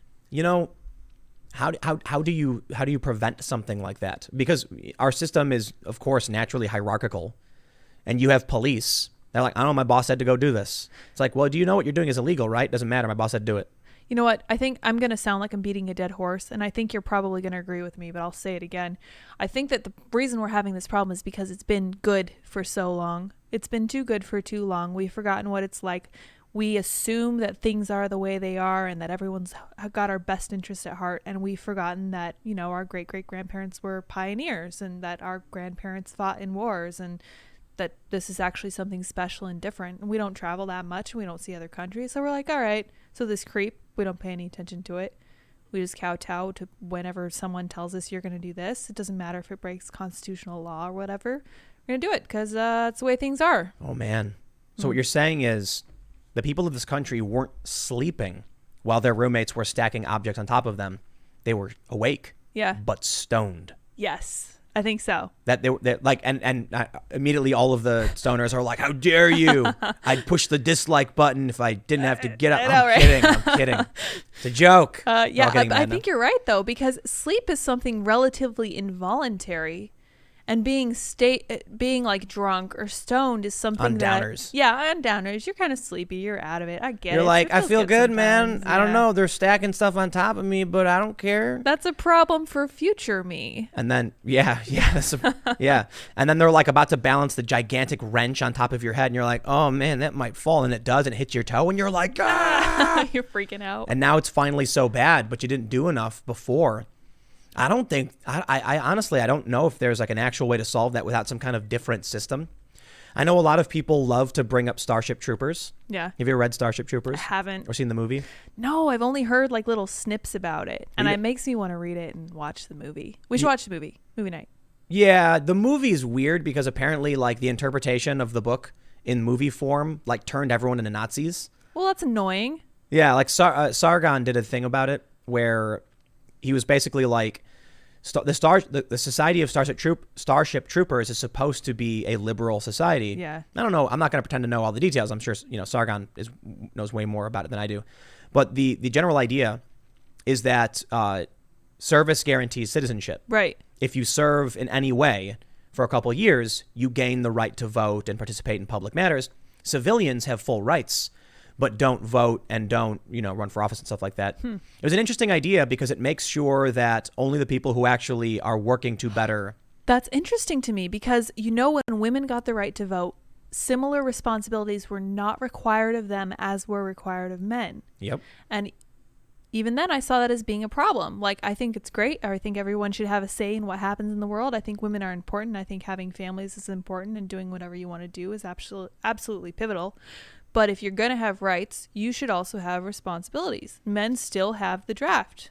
And you got to have the responsibilities, man. So I don't have anything pulled up. Definitely fact check me on this one. But I was reading something about it that said one of the big arguments from women's groups against the right to vote, I remember, was that they didn't want to join the fire brigade or like do other public services. Yeah. I guess back then for men, it was like volunteer fire service was mandatory or something. Right. Voluntary. It was actually part of Civic duty. Yeah, part of civic duty. And, Wow. and voting is obviously part of civic duty too. That is interesting. I remember some of that anti-feminist propaganda, which sounds terrible now. I know. Yeah. But it's so interesting because you're like, what were these people actually thinking? How could you possibly think that women don't deserve or don't need the right to vote? And you read what they're saying and they're like, well, we think that it's important that women be at home and we don't really want women to have the extra tasks of like putting out fires should they come up. It turns out women aren't really all that great at that kind of stuff. And if you have a weak link in a fire chain, you're going to have a problem. So ultimately, though, the right to vote was granted without any additional responsibility. And you know what? I need to figure out why that happened. But I'm not in the fire brigade. I don't put out fires. You know what I mean? Are you not in the draft? Oh, well, that's true. Yeah, that's the draft, man. And they recently ruled, I think, right? Yeah, remember when the feminists were melting down, thinking that they might have to just be housewives now because they might actually get equality. The draft is dumb. Mm-hmm. Yeah, we can agree. Absolutely. I think the issue with the draft that people don't understand, or actually the problem with it, was the exploitation of it. Right. You know, people didn't know why we were going to Vietnam, right, or Korea, or these other countries. I mean, I could only say I'm like personally glad that, you know, the U.S. was somewhat involved in Korea and is now extremely involved in Korea because South Korea is a free and amazing place. You know, putting their weird racism aside. That's right. It's fine. Korea. But a lot of people didn't understand, and so they resisted and they opposed it. It's really interesting because I was reading about the Weather Underground a little bit, and you're familiar with who they're? A little bit. Like 70s terrorists. Yeah, they were like, what was their driving force? Like anti-Vietnam War, I think. Okay, so I'm not going to pretend to know a whole lot about them. Violent peaceniks. Yeah. Got it. Violent peaceniks. Makes perfect sense. Blowing stuff up. Yeah. My understanding is a lot of what they did was shock and awe campaigns at like really early in the morning. I'm not going to pretend to know a lot about it. Sounds horrible. But what's interesting is that it emerged out of the universities, and there's a lot of pro-communist sentiment among them. Why out of the universities? I don't know, but what I find fascinating about it is that the U.S. was engaging in these conflicts to stop communism, and communism was spreading, you know, with these extremists trying to end the Vietnam War, which would allow communism to spread. You know, that's really interesting. Yes. So much I have to learn about now. I had never really thought about Weather Underground, so I'm going to need people to send me links about the Weather Underground, and like maybe your parents were involved or something. Because I think one of the guys who was involved in it, like Obama had him at an event or something. That does sound familiar. Yeah, Bill. What's his name? Bill Ayers. Bill Ayers. Yeah. Oh. I don't know a lot about it. I'm not going to pretend to, but I do find it interesting that we're now seeing this weird rise of Marxism and communism when the Cold War is over. Mm-hmm. And it reminds me of that Simpsons joke, which you probably don't know because it's like super early 90s.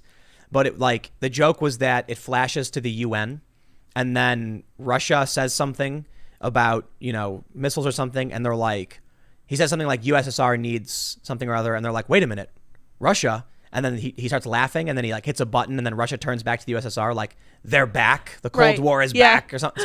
I don't know. It's been a long time since I've seen the joke. I'm probably butchering it, but it was something like that.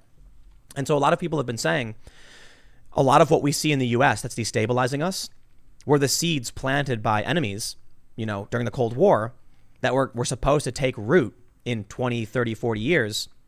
They're here. That's really interesting because that's something that Andrew Breitbart used to talk about in his book. He wrote Righteous Indignation, and he talked about the ways that they were getting these ideas into colleges, which is why I was like, what did you say? It came from colleges? I thought it was really interesting. Well, it was university. I only read a little bit. I didn't do a ton of research, but I was pulling it up because I was reading articles that were anti-Trump, and I was like, hey, wait a minute, wasn't that person in the Weather Underground or something? And I looked it up, and I was like, oh, it wasn't? Right, yeah, I remember that lady we were talking about earlier. Yeah, and I'm like, oh, that must be thinking of something else. I don't know the lady's name. Frances Prittmer Fox or something, I think. Well, no, I know her name, but who's the lady who was like with Bill Ayers? Bill Ayers' girlfriend. Well, it's like she was with him at an event for Obama or something, and a lot of people took issue with it. I don't know. It's no surprise to me, though, that it's gotten as bad as it has in terms of nonsensical ideology. Right. So you think about what these people are spreading in these weird Marxist ideas, and they're not really ideas.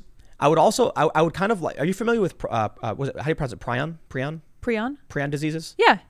So do you know the basic function of prion disease? Yeah. From what I can tell, it's basically I think wasn't mad cow a prion disease?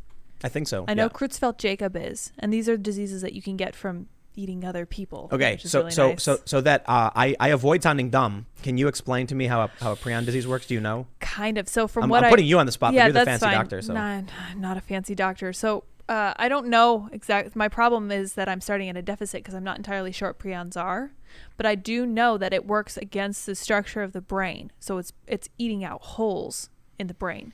My general understanding is that they're malformed proteins. That sounds right. And what happens is your body will normally produce, I'm going to super simplify it. Let's say it produces a protein that's shaped like, a certain shape. Right. The prion is shaped like a different shape. Yeah, these are misfolded proteins. You're absolutely right. And so your body starts producing proteins that are folded improperly and can't work. And then your body starts breaking down because all of a sudden you've got a bunch of let's say you need a bunch of proteins that are shaped like the letter R. And now you get a bunch of proteins shaped like the letter F. And your body's like, yo, these don't fit. What are you making? And they're like, I don't know. I'm just going to keep making it. And then you die. Yeah, exactly. Well, yeah, the problem is that they're neurodegenerative. So it affects, obviously, first your brain, which means your whole body falls apart. It's actually really awful. That's what it feels like what's happening with this like intersectionality stuff. Yeah. So there was recently like a bunch of, it was like a school curriculum release. Yeah. We talked about it a little bit the other day. Every new school I downloaded the whole thing. Yep. I don't know what it is, but it was just like basic stuff. And one of the things you see was like, we did mention this yesterday, but just for the context, more normal math problems are like if a farmer has, 3,600 oranges and his warehouse can store 2,400, what percentage of oranges will spoil? Right. The question was, if there are 3,400 police stops and out of, 10,000 people, 3,000 are black, what percentage, so it's basically creating this weird intersectional Marxist idea Trojan horsed in through regular math problems. Yeah.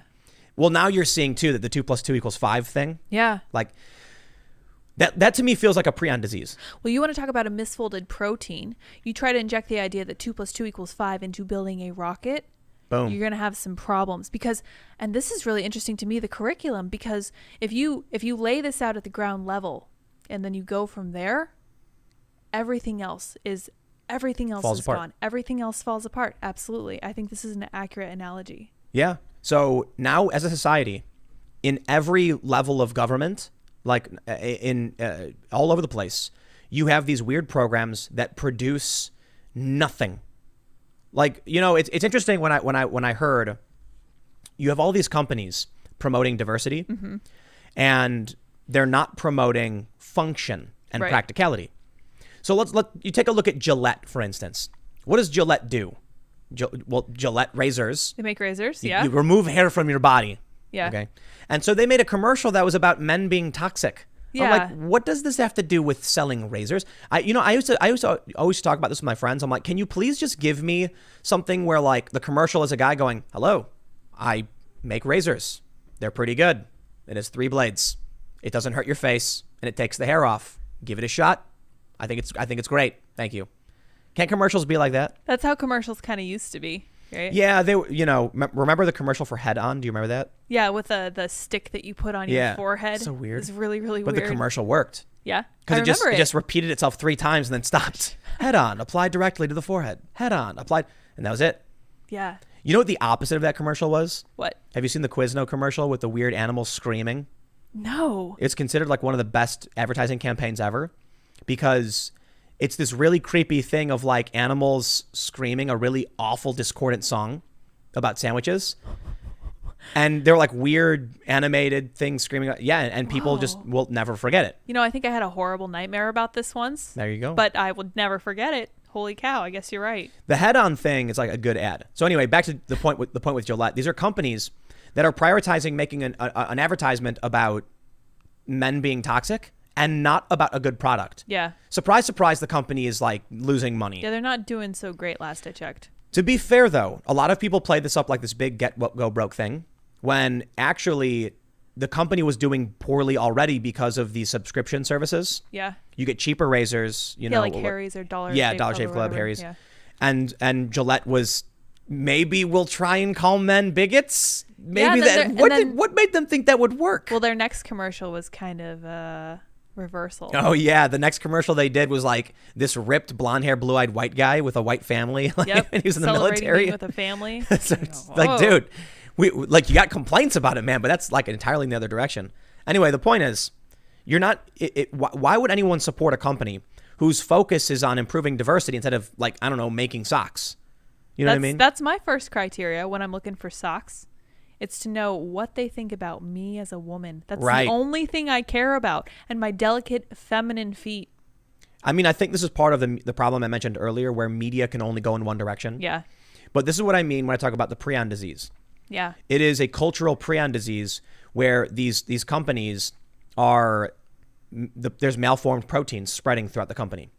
You have a company of 100 people, and from the top, from the CEO all the way down to the lowly workers, they make socks. Yes. They make great socks. The best socks. They're the best socks. Everybody agrees. Okay. And then one day you introduce intersectionality to one of, I don't know, mid-level manager. Mm-hmm. And now he like forms differently. He no longer interacts properly with the other parts of the company. He starts seeing all of these things that are wrong because his worldview just malformed. Yeah, he doesn't respond to the bosses properly. He doesn't because they're racist. It's white supremacy. All his employees are doing everything wrong because they're not as woke as he is. I could see that at both levels. So here's what happens. Yeah, this person's upset, but protected by law. My boss is a bigot. You can't fire me. That's against EEOC regulation. Blah blah blah. Mm-hmm. So then they say we have to comply with some of these, training programs, which spreads the prion disease. Now you've got half the company that cares less about making those fancy socks that everybody loves and is more concerned about making sure everybody's holding hands and, diversity and inclusion, all that. Now the company is making crappy socks. They're falling apart. Right. So like the prion disease, your body can't function because half the proteins aren't working with the rest of your body. Here's the worst part, though. The prions don't work with each other either. So these woke crazies in these companies they're canceling each other. Yeah, they see it all the time. So then the company just plummets. It just collapses.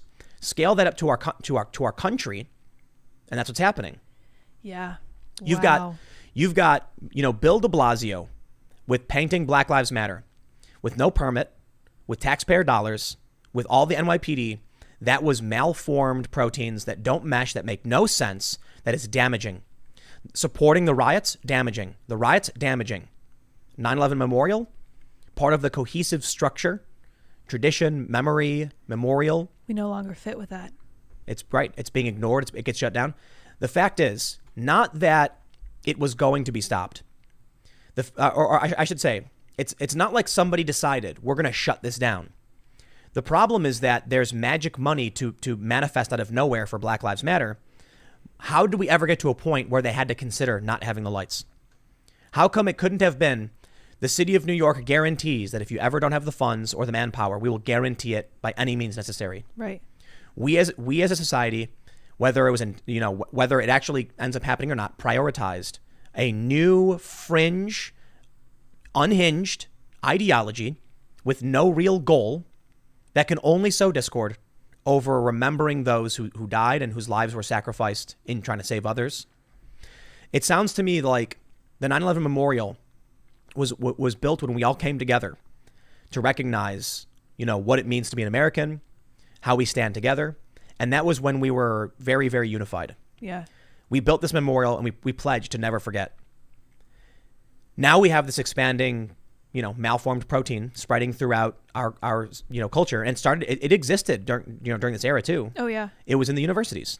Yes. And now these people have spread it outside of the universities. Do you remember when we used to say, I don't know if you used to say this, but I certainly used to say this, and maybe just because of my kind of conservative background, we used to say, imagine what it's going to be like when these kids get out into the real world and they realize how hard the real world is, and no one's going to give them the time of day if they're just these soft butter soft little biscuits, and it turned out that they were the real world and they're turning into the real world. I called this. You did. I said it over and over again. I was like, a lot of people, I'll be fair. There were periods where I would say something like, these people are going to try and get a job and they're going to get a cold, rude awakening. Right. That's kind of what I was saying. Outside, that's true. It is true.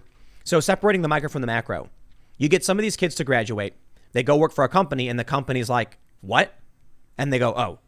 But give it a few more years and more people keep joining the ranks. People get into the bosses' positions. The universities are essentially cranking out malformed proteins into our society. And once our body is inundated with these, the proteins themselves do not produce.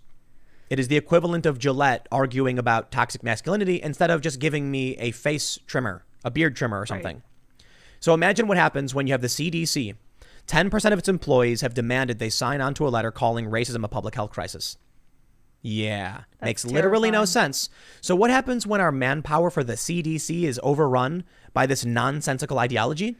Then you get a pandemic and they blame Trump for it. Dude, this is something that has really troubled me ever since my whole career has been kind of at hospitals and nursing homes working with old and sick people. And I started to pay attention to culture and I started to think, what happens when this kind of nonsense starts to get into science? What happens when we stop looking for the truth and start looking for what fits our little malformed protein ideas? Yeah. Like, what's going to happen then? Is that the end? Is that how the world ends? Seriously. Like, how are we supposed to move forward? Do you know the legend of John Teeter? No. It was an old internet legend I've not heard where this where name. this man claimed to be from the future. He made a bunch of predictions, and it was a bunch of funny internet images of light bending and stuff, and it was nonsense. But a lot of people believed it was real, and the idea was that one of the ideas he had, and none of these predictions came true. I mean, maybe some people still believe this stuff. I thought it was a fun website. I never believed in it. But one of the ideas was that the U.S. would break apart. That the East Coast would be the East Coast would essentially be the remnants of the federal government, and it would be aligned with Europe. The Midwest, northern states would be like basically become part of Canada. The southern Midwest and South would be part of Mexico, and the West Coast would join China. Really? That was like one of the conspiracy theories from back in the late 90s, early 2000s. That's fantastic. It was fantastic. That kind of, It's no, horrifying. that kind of feels like what's happening because all the federal government is situated on the East Coast. Right. And sure, whatever, we have more in common with Europe. They kind of look down their noses at us. And then California seems to like them some China. They love themselves some communism, man. They sure do. Yeah. Not the rural areas, though. Oh, no. Yeah. So I would only take really serious issue with the southern part for Texas, for example, joining forces with Mexico. I don't really see that happening. Right. Texas is not that kind of state. I'm just saying, like, that idea I thought was silly. That is so interesting. But the idea of the U.S. fracturing, Yep. I see it as possible. I think Absolutely. people have an optimism bias, and they don't want to believe. It's everything's happening right now. John Podesta's the war games they did. I don't think people realize the severity of what it means when the Boston Globe and the New York Times report that the establishment Republicans, before Trump, and the Democrats teamed up to play out scenarios and ultimately determined that it was preferable to have the West Coast secede from the Union than allow Trump to win the presidency. This was not some the MIT rolled some die and a computer program said this might happen. This was literally the politicians themselves making decisions for themselves. Yeah, this wasn't like two weird people sitting at a podcast table, for example, on a Friday night talking about, the state of the country fracturing. I mean, these are our politicians. They were literally playing like D&D, essentially. Okay, that's pretty funny. Yeah. Actually, that would be a really fun thing to do. Like maybe we should probably try and set up some I'll do air quotes war games. We should. That'd be fun. That'd be a real fun thing to do. Maybe like on the That'd be neat, weekends. Yeah. Yeah, we could probably do this. Yeah. So based on what you know about these politicians and stuff they've done in the past, what do you think they do? Oh in this man, situation? I would play Joe Biden. Yeah? And the whole time I would be like, oh, and no one would have any idea what I was saying. Yeah, it'd be great. No, And then, I think I'd get to be Trump. Yeah. Yeah. What? And You I have would to just fight me for it. You want to play Trump? Yeah, I want to be Trump. It would be fun to, but here, look, listen, we could play a war game scenario and I can be silly and be like, haha, now I'm going to launch a bunch of, like attack helicopters. But these politicians were actual politicians. You have to actually think about what the person you're acting as would be doing in the situation. I think it would be interesting. And I've heard this a lot, growing up, that empires only last, 250 years or whatever. Yeah, I have heard that as well, which is unsettling. It seems like, I don't know, there's great risk ahead of us. Maybe that should give you a kind of peace. Because Peace? Maybe it's just what's going to happen. Maybe it's what's meant to be. And maybe we can salvage part of the country and go on. And Or maybe Trump wins in a landslide because people are scared of that idea. entirely possible as well. I wonder about what's happening with the collapse of the economy, and I wonder if this will force universal health care. I could be wrong about this. My understanding about universal health care in Europe was because of World War II. Yeah. They had I have heard that as well. It may have been one or two, but they had no choice because everybody was like literally wounded and dying, to just be like, we're going to try and take care of everybody and figure out how to fund it because we have to do this. Well, they did that in Spain just now. They finished whatever they were finished changing over their healthcare system because of coronavirus. And I remember thinking, Yep. That's really interesting. A crisis that will then force action. So, you know, it's interesting. Bill de Blasio mentioning he wants to buy up all these buildings. Yep. He just came right out and said it, huh? Yeah. And the mass evictions. They're putting homeless people in luxury areas, driving out wealthy people. Yep. I need a nice house. But that's also stripping them of their income. Then Bernie Sanders says he wants to tax like 65% of all of the gains made from billionaires. We're not talking about money made. We're talking about if you had, let me break down for you what Bernie Sanders is saying. I got this here little Tim in a jar, right?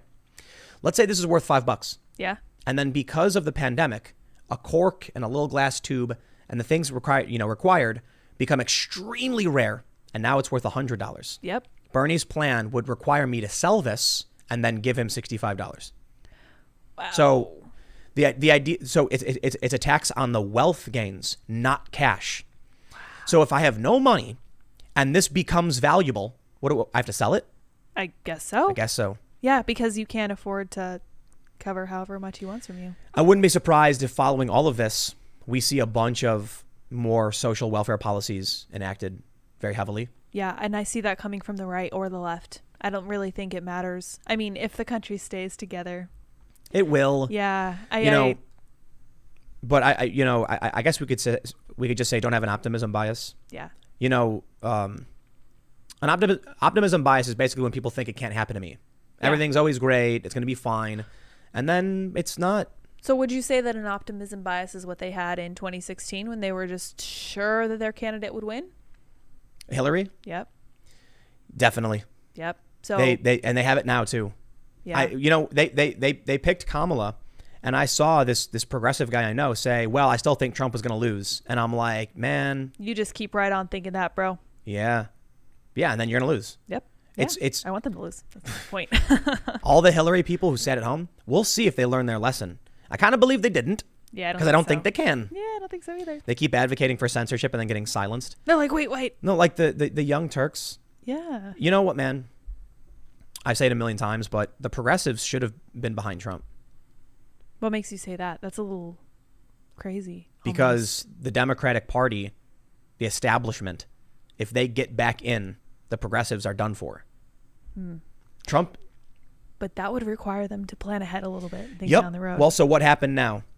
For all of, basically what I see happening is the progressives didn't like Trump, but the establishment started handing out rocks. Yeah. And they gladly picked the rocks up and threw them at Trump as well. Mm-hmm. It's actually like, did you I covered this on my main channel, the White House siege thing. Yeah. They're planning a 50-day siege of the White House starting September 17th. And why?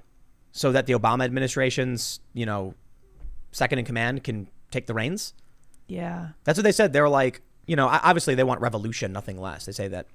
But they're going to protest Donald Trump so that Biden can win. And then they pushed the initial article, or it was like ad for Occupy Wall Street. Their complaints were during the Obama administration. Why would they want to empower the Obama administration? Because in tandem with not being able to look into the future, they also can't look into the past. Yeah. And they can't assess the present to figure out what the heck is happening right now and why and what it might have caused it. Well, shall we do super chats? We should do super chats. Yes. And man, it's been an exhausting week, my friends. But I assure you, we had some changes in the show. We're going to be kicking things back up, and things are going to be a little different. We got some guests coming next week. We're going to have more guests, and we're going to try and do guests periodically. COVID is a disaster for basically everybody, us included. But we're going to read super chats for now. We'll just, I can't read literally every single one, but I'll do my best to read as many as I can. Kevin Nacky says, love the show. Will continue to watch your show and new Adam IRL show. Also looking forward to when you start up news, fact, ethics checking service. Shout to Lydia, doing great even while red. Thank you. It's because you were wearing the blue sweater. I think it was the blue thing behind me. What? There's a blue shirt behind me. Oh, yeah. When I finally was took it off, I was like, I wonder if this is it. Yeah, that's right. There's a Genius blue shirt detective. sitting there. Yeah, I think I'm good. Spork Witch says, Director said outright Starship Troopers is fascist, that he didn't and wouldn't read it, and made the movie as a propaganda piece to push his own uninformed views on the book. It's a short book, 250 pages, and very easy style to read. Please do read it. That's what I heard. I think that's basically what Sargon was saying. Akram says, I was literally brought to tears when I heard de Blasio wanted to cancel the 9/11 memorial. It was the day we saw the absolute best of humanity in our first responders and citizens. Great work, and spin the UFO for those heroes. We'll do that now. I don't believe it was Bill de Blasio specifically. My criticism is that de Blasio would unilaterally give himself the power to do whatever he wants with his, campaign message, and that we couldn't even pull tax funds and manpower to make sure the memorial happened. Yeah, I was angry. It doesn't describe like it was a combination of rage and sadness. Is there a word for that? Rageness. Radness. No, it's not radness. That's sageness. Different. Sageness. That just sounds wise. Srageness. There you go. Listen. I remember waking up. I was like 14. I fell asleep on best of my ability how I remember it. I used to sleep on the futon in my living room. We had TVs back then. They were very large. Yeah, I recall. In the back. And I woke up to my mom yelling, a plane had crashed. I'm always very careful to tell the story because it's really hard to remember. But my understanding is that we witnessed the second plane crash. Oh, wow. And then my mom immediately started crying like, oh my God, we're under attack. We're under attack. Yeah. And I'm sitting there like, I have no idea what's happening. Yep. My friends were driving to school, and Chicago has a show, Mancow's Morning Madhouse. Mm-hmm. And he immediately just broke away and was like, this is not a drill. A plane has crashed into the World Trade Center. And my friends were telling me the story. They were all laughing like, this guy's so crazy. And he's like, I am not joking. This is happening. They didn't believe it. But everybody in school was like, they brought the TVs into the classrooms. Yeah. They turned them on and they were like, didn't say anything, just turned the news on. Everybody watched. How crazy that there's just about 20 years ago, 19 years ago, Yeah. that we had all our schools came together. We all watched this. It was the support for the president was through the roof. Yeah. Everybody agreed. And today they can't even turn the lights on. That's amazing. They're hopefully going to do something though, to be fair, right? Yeah. Gareth Green says, fun fact. Before 1800, the state constitution of New Jersey gave the right to vote to all free white property owning people. So when single property owning white women showed up to register to vote, nothing could be done to stop them. Hey, that's kind of cool. That's funny, yeah. It's too bad New Jersey's kind of We've gone downhill garbage since then. Yeah. All right. We'll read some more super chats. What do we got here? Goofy Foot. Thanks, Tim, for all your hard work being the voice of sanity and a lighthouse of truth. In the MSM sea of political deception, stay strong and keep skating. 50 years and still rolling. Mr. Goofy Foot, I'm going to bring this up just for you. Yeah. I am mildly perturbed right now. Tony Hawk put out an Instagram post to honor a man who invented what was called the mute grab, a very basic grab trick in skateboarding. And he wants to rename it, partly to honor the skater, but it also kind of makes it sound like it was offensive. So Tony Hawk tweeted this, and he said, for nearly 40 years, we've shamelessly referred to this trick as the mute air or grab. The backstory simply is that Chris Weddle did it. He was deaf, so they called him a mute guy. When he did it, they said, he did it first, we'll call it mute. Someone initially wanted to call it tracker air, but others said because that guy did it, we'll name it after him, the mute guy. So they called it the mute grab. I was born after this, and I started skating well after this. And there are many video games that use the term mute grab. Mm-hmm. So Tony Hawk is now saying in the new video game, they're going to change the name to Weddle grab. And my issue with it is, first and foremost, mad respect for trying to honor the guy who invented it, for sure. Right. But it's strange for me to see somebody in a position of authority like Tony Hawk is, because you got a game coming out, try and alter the culture that is, that millions of people engage in. Like, I got a video game, Skater XL. This game's amazing, by the way. And you do mute grabs in it. Are they going to change every video game? Like, why do this? I just don't like the idea of someone asserting, I wouldn't do it myself. I don't like it when other people do it. I can understand the reason behind it. I can respect it. But I don't like the absolute authority of someone who's very wealthy in a position of power to be like, you know what? I'm changing the name that everybody uses, all of these people. I hope it catches on. You know what this says to me? What? That Tony Hawk, as he self-proclaimed king of the skateboarders. No, much like Peter Griffin. Peter Griffin. I was like, this is so Wait, antithetical to everything that skateboarding is about, right? Skateboarding is an oral tradition. Right. It's very difficult for people to write down what things are. And I love it when you try. Like you can look at like skateboarding Wikipedia pages and it'll say like trick names. And there's just dumb names. Some 10-year-old kid popped in and said, I made this up and he never did it before. That's funny. Because there's like an endless possibility of things you can do on a skateboard. It's like guys bragging about how big a fish is, isn't it? You're like, It's this worse happened. than that. It's way worse than that. I grew up with kids being like, yo, this is called like the red dragon. And this is called the blue dragon. And like the red dragon. And I'm like, dude, stop. Like, that's not a trick. You land it and we'll talk about it. Right. and then another thing they always do is like they'll try and make up a new trick and then just call it after themselves. Oh my gosh. I always hated that. I'm like, I have nothing to do with that. But anyway, I bring it up. It's not the biggest deal in the world. I was just kind of like, yeah, we were going to talk about it tonight though. So absolutely. kind of. It's just, to me, it's an oral tradition. Yeah. When you start skating, people explain to you how things work, what the names are. And I'm also going to tell you this. I just got it. While I have you here and I'm complaining about skateboarding, first I'll ask you to hit the like button if you haven't already. Subscribe, notification bell. You can follow me on Twitter, Instagram, Parler at Timcast. You can follow at Sour Patch Lids as well. There is a such thing as a frontside overcrook on a rail. I said it. I know there's skateboarders who watch this, and I know it's going to cause a controversy. But for those that understand this, there is a frontside overcrook on a handrail, and stop trying to claim that an overcrook is a nose grind simply because you're not good enough to actually do a nose grind. Boom, I said it. And that's like, there's like some top pros who are like, that nose grinds just look this way. I said it. It's done. Tim has said it. Yeah. Tim has declared it. So here's what I'm actually saying. The joke is, I don't believe anyone has the authority to dictate what a trick is or isn't. It either is or isn't. Right. And so the simple way to explain it is that in skateboarding, I can actually maybe show you. Oh yeah, here. Can you zoom in? Yeah, there you go. So what can I use this? I'll use this pen. Yeah. A nose grind would simply be the board on the rail straight on the nose. But what people do is they come at it at an angle and they call it a nose grind because they're not good enough to actually balance in the middle. And there are top pros who do this and they argue that it is. And I'm like, no, you don't argue that it is. We know what the trick is. You can't just be like, well, I can't do it, so I'm going to call what I do it. And no, we're not doing that. Yeah, I don't like that. Anyway, back to the super chats now that I've wasted your time with some more esoteric skateboarding talk. Gordon Hawkins says, I miss Adam, but this is a good live stream. If you haven't listened to it, The Whole Mess feels like The Stage by A7X from 2016. The whole mess? All right, I don't know, I gotta look it up. Richard Baranowski says, the city doesn't deserve a better tomorrow. It deserves to drown in its filth. Wilson Fisk, NYC. Oh. That's the Kingpin, right? The bad guy from Spider-Man. Yeah, that sounds right.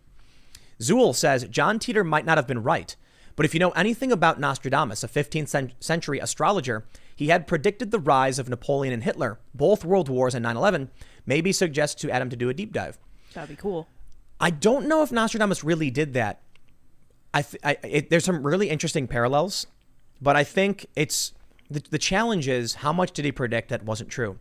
So I have a theory. Oh yeah. What if these people actually can see the future, right?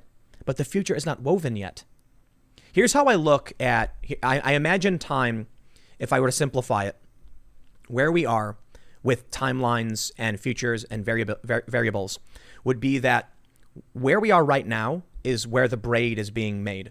And in front of us are all the different threads in random directions, and we're braiding it in certain ways and bringing all these different variables into alignment. Tapestry of history. Right. So if you could see the future, you wouldn't see a straight line because it's not been woven yet.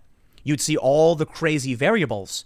And if you wrote every single one of them down, you'd find the one thread we used for this tapestry, but you'd also write down all of the wrong ones too. This is amazing to me because you've just described the plot from one of Terry Pratchett's books that he wrote with Neil Gaiman. Oh yeah. It's about a book of prophecies that this lady wrote, and everyone thought she was crazy, and it's been handed down through the family. Everyone makes their notes. They're like, I think this is actually this, and it turns out that there's like flying motorcycles and flying fish, and it actually is the end of the world, and nothing is anything like anyone predicted. But it was because she was seeing things then that she thought were like, something totally different, and she used the explanation that she had available in the 1600s, and then in the 2000s it's totally different. So that is a really fun theory. I like that. There's an image of firefighters flying. It's a drawing from like the 1900s, like early 1900s. And they were like their vision of the future. And one of them was, firefighters with wings fighting fires. Yeah. Like, why didn't we get that future? That would have been cool. I got to say it.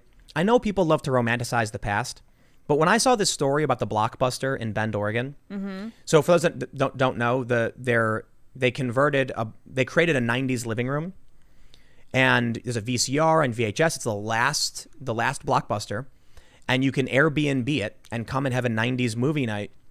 I thought about how amazing a business idea that would be, and I'd love to actually figure out how to do that, where you have like a big building and it's an Airbnb with like 4 time periods.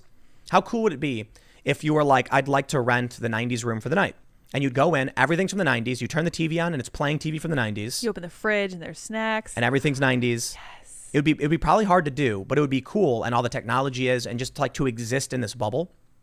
But when I saw this, I thought that'd be a great business idea. Yep. So by all means, steal it so I can rent one of those rooms. Yeah, That'd be seriously. awesome. Like to actually recreate a 70s living room. That'd be so fun. I wasn't alive in the 70s. Yeah. But what I realized was, you know what, man? There is something good about the era before social media. Yeah. Cell phones, technology is fine, but I thought back to I was thinking back to being a kid and not knowing where my friends were. And there was something, it was so much more fun not knowing. It reminds me of Dr. Manhattan in the Watchmen series. Are you familiar with that at all? I'm familiar, kind of. He can see the future. He can see everything.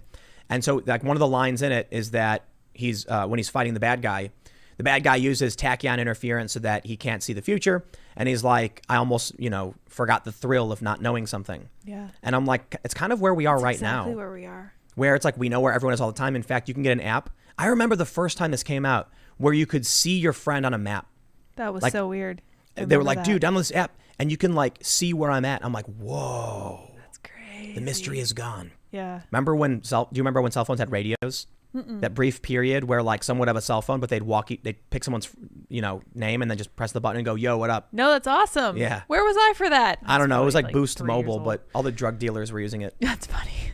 Skull Drummer 34 says, hey, Tim, I love watching your vids. You're one of the only realist media sources out there. I especially love when you say, harumph, say. I won't be able to watch while I'm in boot camp for a few months. Keep up the good work. Appreciate it, man. Good luck, dude. That's tough. Let's see. What is this one? Whirlaby Scott says, our original time was without Christ. Our secondary time was with Christ. Do you know what that means? No, not familiar with this either. expression. Truist Vijek says, love you guys. Lids, you're doing great. Any chance we can get a jam session tonight? Tim and maybe even Lydia can play a song. Anyway, keep up the great work. Spin the UFO, Lids. I do not believe we'll be doing a jam session. I do not play any instruments, and I only sing in the shower. You're spinning the UFO the other I'm way. changing the direction because this person posed a question. All right. I liked it. Let's go. I always try to make sure that we get some of the early super chats so you guys don't get missed out. It's going to disappear. Nato A says, Tim, did you hear about Millie Weaver getting arrested today? I did mention this, and Matthew Hammond then came in right away and said, another super chat. Millie Weaver of InfoWars and her husband were arrested for burglary on the eve of the release of her documentary on people funding the riots and Russian hoax. Same way they went after James O'Keefe. I don't know anything other than she got arrested. I'm not familiar with her work. Yeah. I know that she follows me on Twitter. I don't follow InfoWars.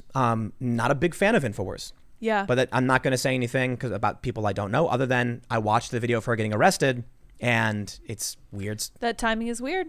I don't know about that. The timing's weird, but I think the best we can do is just make sure everybody knows. Yeah. Because if it is something nefarious, then everyone knows. Yeah. Good. Like they know Yeah, she got great. arrested and they know, she's got to go fund me and stuff like that. Perfect. But I'll be honest, man, sometimes people get indicted for things. That's I do true. think it's really weird because like what did they burgle? They broke into someone's house or Yeah, I'd something or want a lot building more or detail. Yeah, it's I weird. really don't know. If a grand jury did it, man, I think we need to get to a point where we have a really good system with English common law, presumption of innocence. I think we can build upon this and do better with technology. We sure could, or they could just use it to keep track of all our faces and Oh dress man, into and just lock pre-crime everybody up. Yep, just lock everyone up. Pre-crime. Pre-crime. Hannah Florian says, Tim, thank you for being willing to challenge the popular narrative. That's something few people seem interested in doing these days. Appreciate it. King Canuck says, say with drama. But if CNN is fake news and Fox is fake news and you're fake news, then who the hell's flying this narrative? Hope you're having a good night, both of you. Keep up the whatever you do. We will. Matthew Hammond says, was the original intent of Timcast IRL that you would interview people one-on-one and Lydia would feed you info and manage sound and video? For the most part, yes. Yeah, pretty much. And we've talked about it. Because of COVID, we couldn't. We couldn't book any guests. Yeah, but now we have Actually, I'm sorry. The original version of Timcast IRL was supposed to be a vlog in a van. Yeah. So I built the van, and I said this over and over again. The intent was I would do my normal shows in the van, and then once I finished, we'd be in some random place, and then I would do a vlog on the ground so we could actually do field reporting, meet with locals and random average Joes.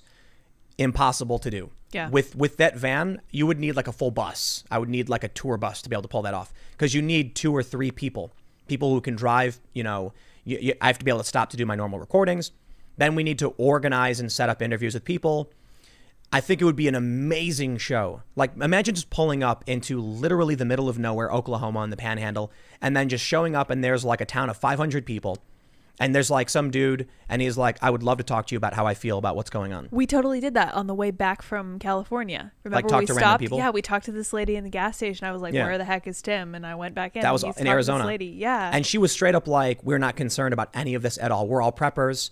We got nothing to worry about. This lady told me this hilarious story. She's like, my husband looks over at me and he says, man, should we go buy toilet paper? And she's like, I looked at him and I laughed and I was like, we got 3 months in the cupboard over there. She's like, we're preppers. And I was like, that's a great story. That was It's hilarious. Great. I love that story. Yeah, we only ever hear from city folk. Right. Big city people with big cameras, and it's really difficult to go to the middle of nowhere. Well, it turns out if you just stop at a gas station and ask a lady what she thinks, she will tell you what she thinks. Then you get a really interesting story. I love that. That was a lot of fun, that trip. So anyway, that was the original idea. Then I was like, basically, we should have more guests on. And we did. We initially had several, and then COVID just stopped everything. And then all of a sudden, so the goal of the show is to do basically what we already do with news segments. We have stories. But here's the way I see it. I'm interested in what some other people think about news stories where they might not be experts. Explore the political opinions of, certain experts. Yeah. Not necessarily on what they're an expert on. Yeah, so get like a biologist's take on what's happening in, I don't know, somewhere like overseas or something. Or Greta Thunberg. Yeah, You're exactly. a biologist, man. You deal with like all this stuff. Like we see this lady saying, how dare you? Right. Well, what would be the impact of what she's saying? But it's also average people. Yeah. Like that too. I really would love to find regular people who are just like, here's what's going on in my industry. I'm not going to expect them to know about, who voted for what and who's elected to where. But it would be amazing to actually sit down with someone and say, Donald Trump is doing this executive order. Right. What's going on with your paycheck? And then have like a plumber or, an office worker or someone just be like, my friends, here's what we're seeing, because we don't get it. And I wonder why we don't get it. Because you get more clicks when you stick a name on something. We like celebrity. Yeah. So ultimately the show will never have someone's name. It'll never be like Timcast IRL with this person. Ideally, I mean, we may have done it in the past. The goal is to be like, Timcast IRL dash and then news. Yeah. And then we'll be sitting down with someone who's like a regular person or certain experts in certain areas and just generally have people to hang out with and talk. We'll see what ends up happening. Yeah. We're gonna whatever hang out happens, be cool. All right, let's see what we got in the super chat. Nate says, would it be possible to address the Adam thing? If you have and I missed it, point me to it. Y'all seem to gel. All of a sudden, a bunch of Tim and Adam theory vids popped up in my feed. And in the chat, I'm seeing all kinds of crazy. It's people have a right to privacy, man. So I'm not trying to be mean. And I know everybody wants to know everything all the time. But I think I respect, I work in journalism. I have sources. There's a certain point where you don't reveal people's private information. And it's just really about we as people and the things we do. I just, sorry. You know what I mean? Like, I'm sure if you did something with your family, you'd be like, it's nobody's business. The challenge for us is that we're on a show. So it's like, everybody wants to know the nitty gritty details of everything. And I think people just have a right to privacy. Yeah. We're ultimately the goal is to make sure that everybody is doing things that are successful and everything is literally successful. So Adam's got his show he's setting up and it's Timcast IRL on YouTube. But I think I don't know if he's changing the name. But we'll be shouting him out. His channel is still on the channel and everything, and we're gonna make sure that his show becomes massive and he does really, really well because he's a good dude. He's a great dude, so. and he's good at what he does. All right, let's see where we're at. Christy Goddard says, I want to see Biden in front of a congressional hearing regarding Russiagate, like Barr had to sit through. Not for the truth. Not for the truth we'll never hear, but for the pure entertainment value. That's fair. He wouldn't be able to answer properly, and then they'd accuse him of perjury because he spoke improperly. Yeah, right. No, they He wouldn't. says the wrong They word. totally would. Yeah. Silver Bull Steve says, "Hey Tim and Lydia, Tim, for your jam session, would you consider making a parody of Jamie's Got a Gun? It could be Tim's Got a Gun. Keep up the great work." We're gonna figure out what's going on with the format and everything. To be honest, we were supposed to close on a deal 2 days ago for the new space, for the new companies, for the new ethics and everything, like the fact checking site and all that stuff. And it was supposed to be 2 days ago, and we've been stuck in purgatory because of COVID. So this has been very troublesome. But the ultimate goal is going to be like a real set design. I mean, we have this. It's cool. It's fancy, but it's a little makeshift. And I'm actually talking with some companies about legit construction and design and expansion. And we want to have like a legit music area. And I actually want to have musical guests. There are a lot of musicians that are very well known. Some of them quite outspoken now on social media that you'd think are like far left, but they're actually, whatever it is, we are liberal. I mean, you're conservative. I don't know. I don't know what I am because I keep taking these different tests and they keep giving me different things. What do they tell you are? Well, they tell me I'm like libertarian. They tell me I'm traditional conservative, and I feel pretty stodgy sometimes. I don't know. Whatever we are. Like, I get liberal on most things. It's, I did the Hidden Tribes test. It says traditional liberal. Yeah. The Moral Foundation said I was conservative. Yeah. Like what? I never knew. I thought that was interesting. Yeah. Because it even a few months ago it said I was left liberal. I was like, I wonder what my opinion changed on. I think it actually became more pronounced. Not that my opinions have changed, just I'm more sure of myself. Yeah, I think that kind of happens as you get older too. But the Moral Foundations thing is interesting because you can be a liberal with strong moral foundations. It's just that almost all liberals only have 2 of 6. Yeah, That's which crazy. seems mildly unbalanced. Yeah. BP, thanks for that super chat. Let's see. Jeremy Smith says, check out Millie's Shadowgate on YouTube, just dropped today. It's why I left the military under Obama administration. It literally why we voted DJT and why so much fake news. Interesting. Shadowgate. And she just got arrested. C. Jung the Great says, full stop, Millie Weaver dropped the doc. She did it as soon as she was notified of her arrest, probably an early edit. It's a doc that tells of a shadow government program of using contractor intel agents to attack political enemies. Creepy. Interesting. I mean, if I'm not a conspiracy guy. But I definitely think there are people who, work in concert and conspire in certain ways. I don't think people are well organized enough to have any real kind of conspiracy. But I do think, there's that guy in that jail. You know what I mean? True. I do know that one thing that happened One to guy. that poor guy. What? Yeah, whatever. What?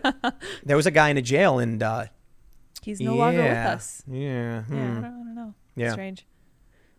Let's see. Seth Adam Smith says, has anyone else noticed how eerily similar our current situation is to Dark Knight Rises? Quarantine city, taking down the economy, a war against cops, and a billionaire playboy. I nominate Tim for Commissioner Gordon. No, man. Let's see. Vash Spectre says, thank you for all the honesty you give us. As a truck driver, tons of U-Hauls with luxury cars in tow on I-40 leaving Cali, and messages from my company and other truckers to avoid I-90-95 due to Black Lives Matter protests, or don't stop. If you do hit somebody, call 911. I saw that. Yeah, I've seen that too. Yeah, one of my friends is a trucker, and he's like, this is something that I saw go by. You don't stop. You might slow down if you think that's the right thing to do. This is not a direct quote. I'm paraphrasing here. But yeah, that is the going wisdom, is to not stop. Eric Anderson says, you're right. This year has started more speculation than I've ever seen. You talked about conspiracy theories. Have you read about the Great Reset yet? If you want some good entertainment and get you thinking. What is the Great Reset? You know what that is? I think it's a book, and I think we have it. We have so many books. We have so many books. So many books. I'm really excited for when we finally get to the new space. I have a headache over all of this. Listen, let me tell you guys something. We're 2 days past when we're supposed to have closed. We're all crammed in a space. The time keeps on ticking. It's crazy in the media. The relentless lies. It's all relatively stressful. But we have a bunch of books, and I'm very excited for this new space where we're actually going to have big bookshelves and all of the books you guys send us. If you go to timcast.com/donate, there is a P.O. box. You can mail whatever, and people mail us crazy stuff, but feel free to, whatever. We got a bunch of books. We got so many books. Some of them are nuts. I love it. Yeah, it's great. I especially love the crazy books because I really oppose book burning. And I think the crazy books are the fun ones. It occurs to me that when the book burning happens, and I'm not saying if anymore, we're going to have all the craziest books, and I credit all of you guys, and I love it. And I'm so glad we have all of them. We'll have like the last copies of these books. Here's another one from a trucker. Grim Pickens says, I'm a trucker. I've been back and forth East Coast to West Coast, and I don't see any Biden stuff aside from the rare sticker. Trump, though, is everywhere, even in California, everywhere. Keep up the good work. Nice to see Lids voicing her opinion more. Well, she's literally doing that. Yes, I am. It's great. So, you know what would make me feel good? A 49-state landslide for Donald Trump. That would feel very You know good. why? Why? It's nothing to do with Trump. It's everything to do with the American people coming together and being unified and an end to the political division. I guess theoretically, you could have that with Biden, but I don't believe that the Democrats are unified. Oh, they're not. Right. No. So the Democrats right now, you get the far left, you get the moderates, and they hate each other. There's no way to bridge that gap. And I think they thought Kamala would do that. You called her Kamala earlier. Again, I know. I'm sorry. They Kamala. They did a whole thing, a CNN on like They wrote Tucker Carlson being a articles racist. about him. So- Oh my and gosh. he got yelled at, and he was like, he did the brow thing. He was like, what? And they were like, the guy on the show was like, it's Kamala, and he was like, okay. And they ran with that. He's like, are you talking to me about this? Really? Anyway, oh my I gosh. totally cut you off. No, you're good. It makes perfect sense. Kamala. I think they thought she would bridge that gap, and she is not going to do that. No, I saw a comment. It was really funny. On Facebook, somebody said something like, I won't vote for Biden, but let's be real. It's easier to overthrow a milquetoast moderate than it is a fascist dictator. And I started laughing. And I'm like, what if that's the reason the far left really wants Biden? Because Trump is right. Biden's America will be chaos and riots in the street because they know he won't do anything to stop them. Yep. Think about this. Portland is still going on. The feds were sent in to secure the courthouse. Donald Trump was like, we're shutting it down. No ifs, ands, or buts. And they all started crying. Actually, it reminds me of Seamus Freedom Tunes video where the far left, they're all crying. Meh. It's hilarious. It's amazing. And then as soon as the guy puts his gun down, they go, get him, and they beat him up. Yeah. Trump said, no dice. The feds are there. We will not back down. The DHS, we will not back down. The state said, how about we have our police come in and help de-escalate? They said, fine. The state police today bailed out. They were like, we can't do this. You're not prosecuting people. We are done. Because the riots kept happening. Yeah, what's the point? So what do you think happens if Biden wins? Do you think all of a sudden he's going to be like, it's time to listen, look, fat, we're going to crack down. Send out these law enforcement officers. These things. Or is he going to be like, look, fat, people are peacefully protesting. Those are firebombs of peace. I'm kidding. But I think what will end up happening is Joe Biden, like all the Democrats, will just be like, it's like you got a kid in the candy store screaming, I want the Sour Patch Kids. And the mom's like, okay, honey, will you be quiet? Oh, he's yelling at me. And like, instead of being like, shut your mouth, stop yelling in public and telling the kid what to do. Mm-hmm. The Democrats are like, whatever you say, dear, while they're screaming and having a temper tantrum. At the federal level, Donald Trump is saying law enforcement. Yep. The Democrats at the state and city level are doing nothing. Yep. And it shows. Where was it? Was it Utah where they were like, we are not Seattle or something? Yeah. No, it was, wasn't it Oklahoma City? Was it? I don't think that's quite right. Yeah, something they were like we that. are not. It was this Tulsa. Is not was it Tulsa? Tulsa's. Yep. This is not Seattle. And they like that stuck arrested with everybody. Me. They did. Like salted the earth. It was great. Yep. All right, we'll read a couple more and then we're getting ready to wrap up. Oh man, yeah. Let's see. What is this? Will Rushing says, did you hear about the military using UFO tech for new equipment? Just recently dropped, hard to find details. Interesting. Oh, cool.